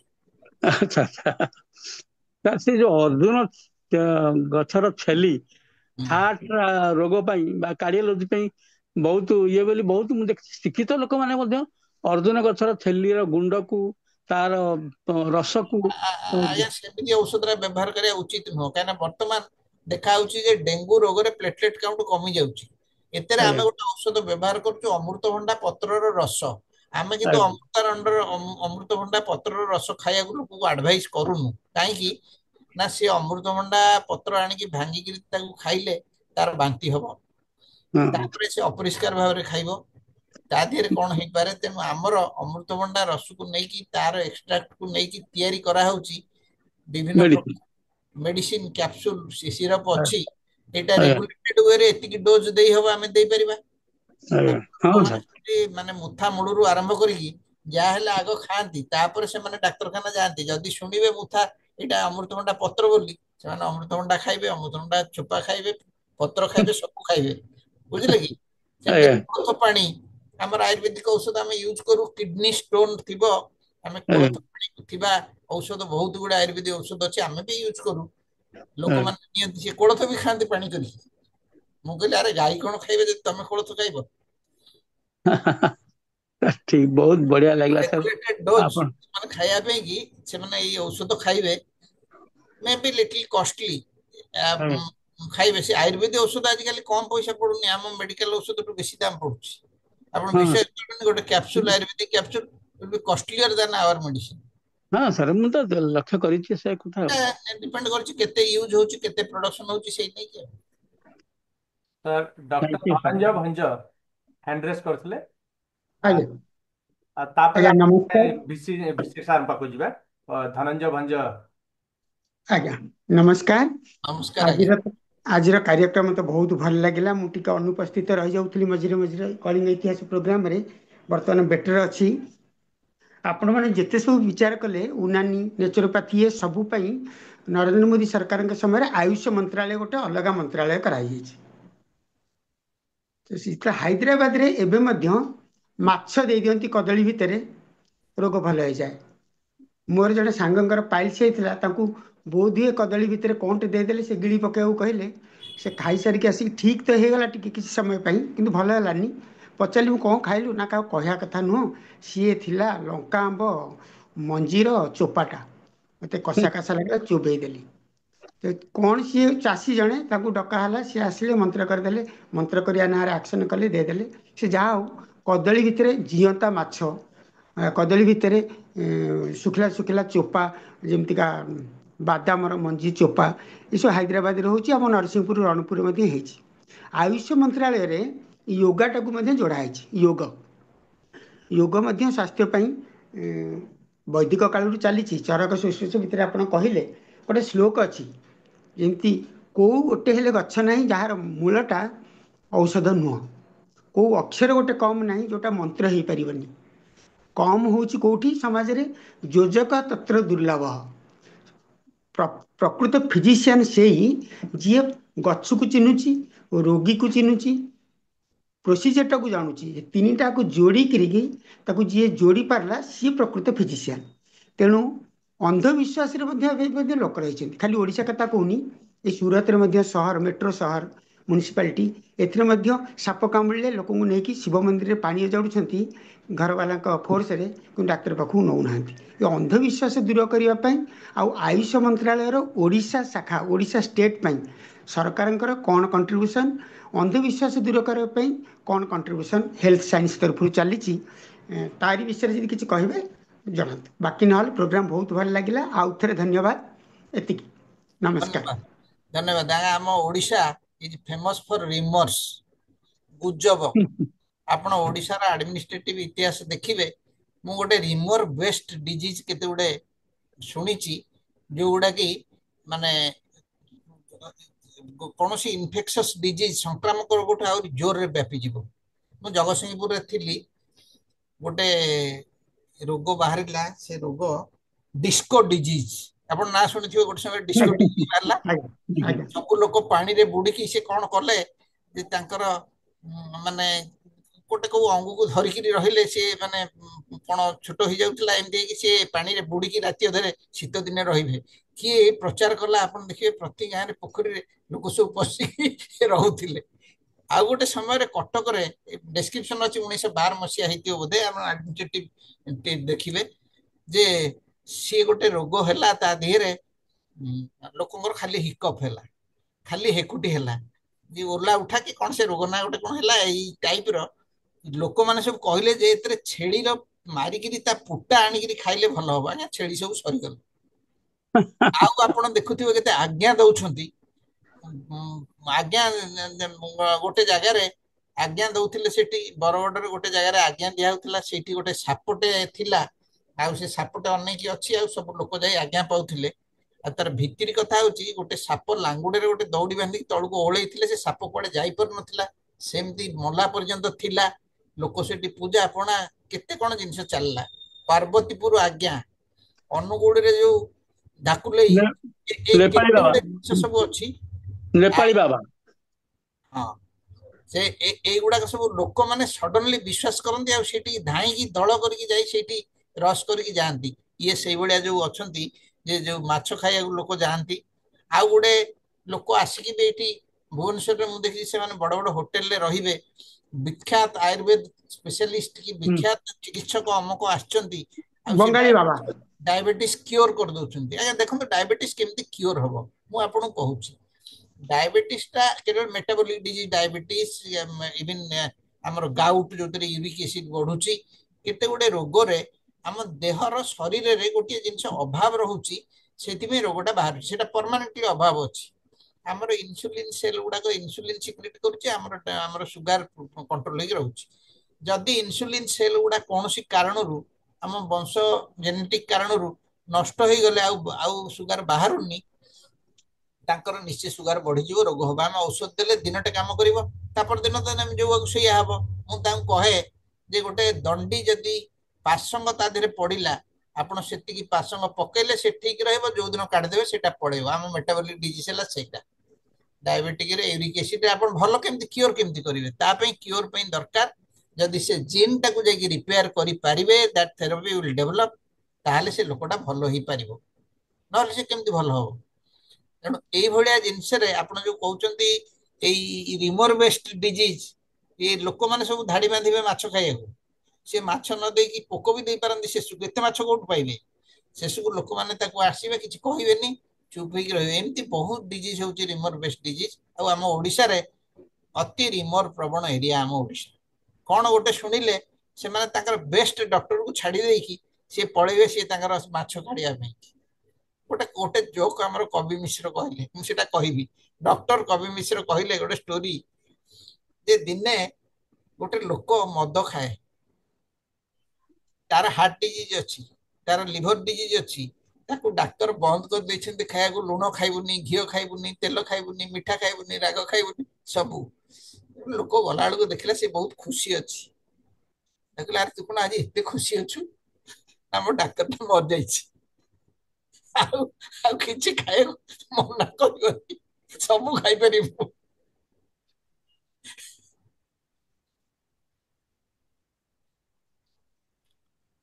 ଆଉ କଣ ଧନଞ୍ଜୟ ବାବୁ କୁହନ୍ତୁ?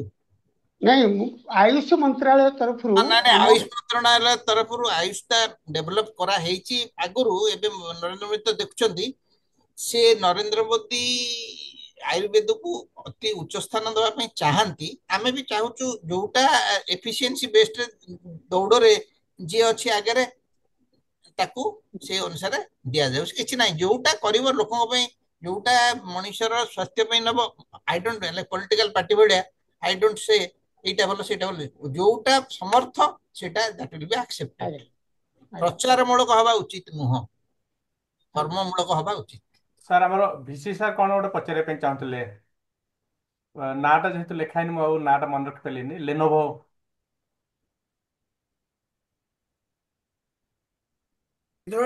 ଇନ୍ଦ୍ର ବାବୁ ଗୋଟେ କ୍ୱେଶ୍ଚିନ୍ ମୁଁ ପଚାରି ପାରିବି? ଆଜ୍ଞା ପଚାରନ୍ତୁ। ନାଇଁ, କ୍ୱେଶ୍ଚିନ୍ ତ ମୋର ହଉଛି, ପ୍ରଥମତଃ ଆପଣଙ୍କୁ ବହୁତ ବହୁତ ଧନ୍ୟବାଦ। ସୁନୀଲ ବାବୁଙ୍କୁ କଣ୍ଡକ୍ଟ କରିଛନ୍ତି, ତାଙ୍କୁ ବି, ଆପଣଙ୍କୁ ଇଟ୍ସ ଏକ୍ସଲେଣ୍ଟ ପ୍ରେଜେଣ୍ଟେସନ। ମୁଁ ଖାଲି ଗୋଟିଏ କଥା କହିବି, ଆୟୁଷ ମନ୍ତ୍ରଣାଳୟ is doing very good work. Actually Ayush ମନ୍ତ୍ରଣାଳୟ ଆମେ ଗୋଟେ ପ୍ରୟାସ ଥିଲା 2009 ମୁଁ ଯେତେବେଳେ ଉତ୍କଳ ଭାଇସ୍ ଚାନ୍ସେଲର ଥିଲି, ଆୟୁଷ ମନ୍ତ୍ରଣାଳୟ ମୋ ପାଖକୁ ଆସିବ, ଆମେ ଗୋଟେ MOU ସାଇନ୍ କରିଥିଲୁ ଆୟୁଷ ମନ୍ତ୍ରଣାଳୟ ସାଙ୍ଗରେ। କାରଣ ଆମର ହୋମିଓପାଥି ଆଉ ଆୟୁର୍ବେଦିକ ମେଡିସିନ ସବୁ ପୋଥିରେ ଅଛି, ସେ ଆଜ୍ଞା ପୋଥି ଗୁଡିକ ପ୍ରିଜର୍ଭ କରି ରଖିବାର ଅଛି। ଆଉ ପୋଥି ଗୁଡା ସବୁ ପୋକ ଖାଇଯାଉଛି। ତେଣୁ ସେତେବେଳେ ଆମେ ଡିସିସନ ନେଇଥିଲୁ ଯେ ସବୁ ପୋଥି ଗୁଡାକୁ ଡିଜିଟାଇଜ କରାଯିବ। And we have succeeded in that. Sanskrit department को रेस्पॉन्सिबिलिटी आइथला। आ उत्कल जेते पोथी थिला हमरो कनिका लाइब्रेरी रे, सब परिचय लाइब्रेरी रे सब गुड़िक एक्चुअली आम डिजिटाइज करिछु। आयुष मंत्रालय बर्तमान positive steps are taking, yoga को जोड़ी। किंतु आयुर्वेद शिक्षाटा मोर जो पर्सनल अनुभूति होची as vice chancellor of the university, Ayurveda शिक्षाटा बढ़ी पारु नाही। जी जो रेट्रे आपंकर एलोपाथी बर्तमान private private medical private medical standard विषय तो मुझे कहबी, कारण मोर निज अभिज्ञता और bitter experience with private medical colleges. आउ आयुर्वेद मेडिकल इंस्टीट्यूशन ओडिशा भितर उत्कल यूनिवर्सिटी भितर चाहूली स्टार्ट करने प्रमोशन करने से कराइला जे डाक्तर मानक we must give a respect, due respect. तेणु आप जानते मुझे उत्कल यूनिवर्सिटी प्रथम थर पे जड़े आयुर्वेदिक डॉक्टर को आम डीएससी दि जाता अनर कराइला कन्वोकेशन 2011 मसीह।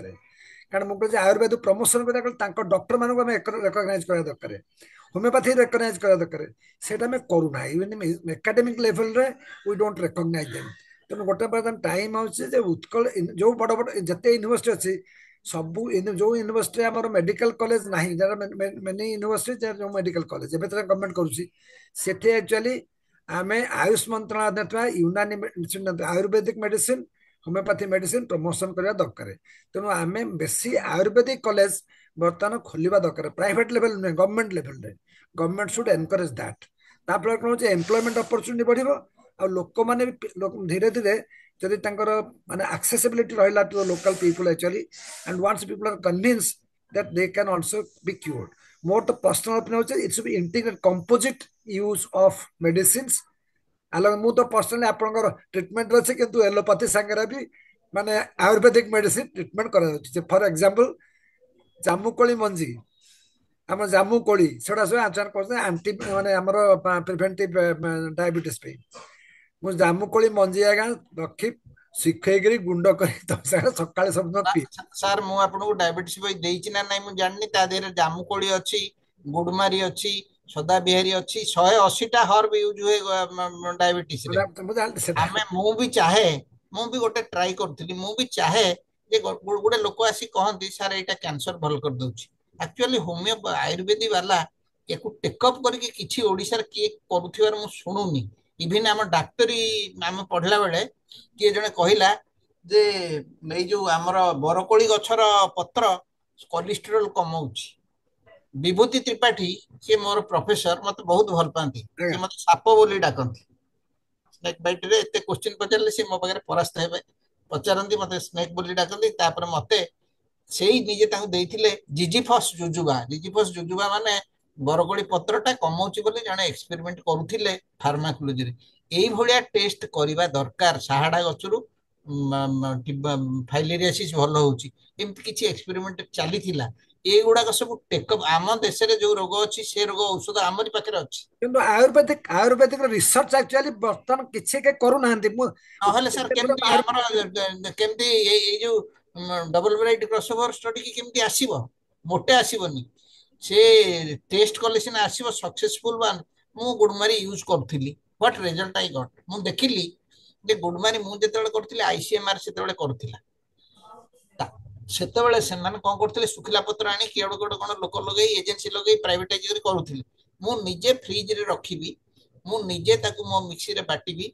निजे कैप्सूल कवर आनी कि कैप्सूल रे माने भर्ती करबी मु देखे खूब बढ़िया रिजल्ट करथिला बहुत बढ़िया रिजल्ट करथिला आ तापरे ए इंसुलिन जो लोक नौछंती ता पूर्वरु टैबलेट सरीगला हो सेमानक पे भी किछि काम करथिला आर रिजल्ट मु सर देखली जहा आपण आश्चर्य हेबे तार रिजल्ट होची मिनिमल किंतु लोक माने कोन कि आयुर्वेदिक खाउछंती बोली निजे सतर्क होई कि ताको फूड टा मैनेज करंती आमे इंसुलिन देले भी से कहिबे हैं मु इंसुलिन नउची खाइबिनी मु खाइबी खाइबाटा आगो बड़ किंतु ए आयुर्वेदिक औषध खाइले से मानक मेंटालिटी ए औषधटा केमति काम करछि बोली देखैबी सेति में खाद्य कमे कि से बेटर रिजल्ट हबो they are so much Ayurvedic minded अपन विशेष करने खाइले दे आर वेरी रिलीजियसली खाइबे हम प्रोफेसर त्रिपाठी दिने कहिले कमेंट होचेगा आपण में appeal to the Ayurveda doctors में मेडिकल जने कॉलेज रे अछंती से माने मु सेतबेले जतले रहितली तांको प्रमोशन कर मु कहली उत्कल यूनिवर्सिटी पैसा देबी आयुष मंत्रालय रिकॉग्नाइज पैसा मिलबो तमे रिसर्च प्रोजेक्ट ग्रांट नियो केही जने आगे आसिले नहीं रिसर्च प्रोजेक्ट करिवा पई Ayurveda homeopathy and allopathy medicine भी सेम सिचुएशन रिसर्च इज कहीं करिया पे प्रस्तुत नुहंती समस्त प्राइवेट प्रैक्टिस केम करिवे अपन तो अलग type you are different brand of person actually तेणु बर्तमान दरकार होची composite approach to medical problems अपन नेक्स्ट कॉन्सेप्ट लेक्चर दियंतु अपन दा हिस्टोरिकली 5000 नै कि 5000 वर्ष तळ नै कि सर मु सर गोटे जिंस मो वाइफ देवंगत विजयनी टू शिखिची ता पाखरे 20-30 जन पिला पीएचडी करछंती I am her steno and माने एजुकेटेड स्टेनो एंड टाइपिस्ट मु भलो टाइप स्मूथली करे I am well versed in माने आपनकर हिस्ट्री स्टैटिस्टिक्स ज्योग्राफी मु स्टोरी लिखे को मते भलो होची दैट इज द बेस्ट सेति पे मु लिखि पर सर स्टोरी नाल मु लिखि परंदिनी आ तापरे हमर नेट फेट सब गुडा अछि आ सर आ गोटे पद सर कहि थरे हम प्रोफेसर त्रिपाठी जने कहिले सर मु टिके अन्य औषध खाइबे आपन को औषध खाइबिनी होमियोपैथी खाइबी ना एलोपैथी खाइबी ना रे से होमियोपैथी खाइ तू एलोपैथी का एटलीस्ट तोर झाड़ा हो तो परिष्कार कॉन्स्टिपेशन में सर वी हैव फेल्ड हम मेडिसिन इज ए फेलियर किंतु एक्चुअली हम कब्जहार आ जेते प्रकार औषध अछि कॉन्स्टिपेशन पई हमर आयुर्वेद रे କୋଷ୍ଠକାଠିନ୍ୟ ଆଉ ଏପଟେ ଦେହରେ ବିଷାକ୍ତ ଜିନିଷ ରହିଗଲା, ଏଇଆ କହିକି ସେମାନେ କନଷ୍ଟିପେସନକୁ ଦେଇକି ପ୍ରାୟୋରିଟି, ସେଇ ଯୋଉ ପ୍ରାୟୋରିଟି ଦିଅନ୍ତି, ଭଲ ଔଷଧ ସବୁ ରହିଛି ଯେତେ ପ୍ରକାର ଅଛି, କବଜହାର, ଯେତେ ପ୍ରକାର ଔଷଧ ଆୟୁର୍ବେଦର ଅଛି, ଦିଟା ଜିନିଷ ଆୟୁର୍ବେଦ ଆଉ ଆମ ପ୍ରଫେସନରେ ଆମେ ୟୁଜ କରୁ ସମାନ ଭାବରେ। ଆଉ ଗୋଟେ ହେଲା ଯେତେ ଗୁଡେ ଆପଣ ମଲମ ୟୁଜ କରୁଛନ୍ତି, ମାନେ ମୁଭ୍ କି ସେଇ ଟାଇପର ଔଷଧ, ସେଗୁଡା ସବୁ ତିଆରି କର୍ପୂରରୁ, ସବୁ ଗୁଡାକ ହଉଛି ଆୟୁର୍ବେଦିକ ଯାହା ଏଲୋପାଥିକ ସେଇଆ ସମାନ। କନଷ୍ଟିପେସନ ଔଷଧ ସେମିତି, ଇସାବଗୁଲ ଫିସାବଗୁଲ ସେଗୁଡା ଆମେ ବି ୟୁଜ କରୁଛୁ। ଆପଣ ହର୍ବାଲ, ଆମେ not that where so much ଆମେ କେମିକାଲ ୟୁଜ କରୁଛୁ ତା ନାହିଁ, ଆମେ ଏଗୁଡାକରେ ବଲ୍କ ପରଗେଟିଭ ୟୁଜ କରୁଛୁ। ସେଗୁଡା ବି ଯୋଉଟା କାମ କଲା ସେଇଟା ଆମ ଆମ ସବଜେକ୍ଟ ପିକଅପ୍ କରିବ, କିଛି ଅସୁବିଧା ନାହିଁ। ହଉ ଆସିଲେ ଟିକେ। ହଉ ଧନ୍ୟବାଦ, ବହୁତ ହଁ ବହୁତ ସାର୍, ଧନ୍ୟବାଦ। ସାର୍ ନମସ୍କାର ସାର୍। ସାର୍ ବମ୍ବେରେ ଅଛନ୍ତି। ବମ୍ବେରେ ଅଛି, ବମ୍ବେରେ ଅଛି। ସାର୍ ଜଷ୍ଟ 3 ମିନିଟ୍ ଆଗରୁ ମୁଁ ସାରଙ୍କ ପାଖକୁ ମେସେଜ ପଠେଇଲି, ସାର୍ ଦେଖନ୍ତୁ ବୋଲି, ସାର୍ ଦେଖିଲେ। ଆପଣ ତ ଲାଷ୍ଟ ମୋମେଣ୍ଟ ମତେ କହିଲେ ବହୁତ ଧନ୍ୟବାଦ ସାର୍, ବହୁତ ଧନ୍ୟବାଦ ଆମ ସହିତ ଯୋଡି ହେଇଥିବାରୁ, ବହୁତ ଯାହା ହଉ ଧନ୍ୟବାଦ। ସୁବିଧା କରି ଯୋଡି ହେଇଛନ୍ତି। ତେବେ ଜ୍ଞାନ ବାବୁ ଏଣ୍ଡ କରନ୍ତୁ। ଆଚ୍ଛା ଠିକ। ସାର୍ ସୁରେନ୍ଦ୍ର ସାର୍ ଆପଣଙ୍କ ତରଫରୁ କ୍ଲୋଜିଂ। ମୋର କ୍ଲୋଜିଂ ରିମାର୍କ ଏଇଆ ହବ, ଆଜିର ଆଲୋଚନା alternative medicine versus allopathic medicine ବୋଲି କହିହବ। ଆଉ ଆମର ସ୍ୱାସ୍ଥ୍ୟ ଚିକିତ୍ସା ପଦ୍ଧତିର କ୍ରମ ବିକାଶ ଆ ଉପରେ ଆମେ ଆଲୋଚନା କଲେ ଆଜି। ପ୍ରତିଟା ମେଡିସିନର କିଛିଟା ଭଲ ଗୁଣ ଥାଇପାରେ, କିଛିଟା ମନ୍ଦ ଗୁଣ ଥାଇପାରେ। ଆମେ ଭଲଟାକୁ ଗ୍ରହଣ କରିବା, ଯେମିତି ସାର୍ କହିଲେ, ଜେନା ସାର୍, ଯେ କେତୋଟି ରୋଗ ପାଇଁ ଆମେ ଏଲୋପାଥି ହିଁ ବେଷ୍ଟ, ଆଉ କେତୋଟି ରୋଗ ପାଇଁ ହୋମିଓପାଥିରେ ଅଛି, କେତୋଟି ରୋଗ ପାଇଁ ଆୟୁର୍ବେଦିକରେ ଅଛି। ତେଣୁ ଯିଏ ଶ୍ରୋତା, ଯିଏ ଦର୍ଶକ, ସିଏ ତାଙ୍କର ନିଜର ବିଚାର ବୁଦ୍ଧି ପ୍ରୟୋଗ କରି ତାକୁ କୋଉଟା ଭଲ ତାଙ୍କ ପାଇଁ ସେଇଟାକୁ ସିଏ ଗ୍ରହଣ କରିବା ଦରକାର। ସେତିକି କହି ଆଜିର ଯୋଉ ଆଲୋଚନାକୁ ମୁଁ ସମାପ୍ତ କରିବାକୁ ଚାହୁଁଛି। ସମସ୍ତଙ୍କର ସମସ୍ତଙ୍କୁ କହୁଛି କ୍ଲୋଜ କରିବା, ଆଉ ସମସ୍ତେ ଯୋଗ ଦେଇଥିବାରୁ ତାଙ୍କୁ ଧନ୍ୟବାଦ ଦଉଛି। Thank you. ବହୁତ ଧନ୍ୟବାଦ ସମସ୍ତଙ୍କୁ। ସାର୍ ରହୁଛି ସାର୍, ଜେନା ସାର୍। ଆଜ୍ଞା ନମସ୍କାର। ନମସ୍କାର ସାର୍, ନମସ୍କାର ସାର୍। ନମସ୍କାର।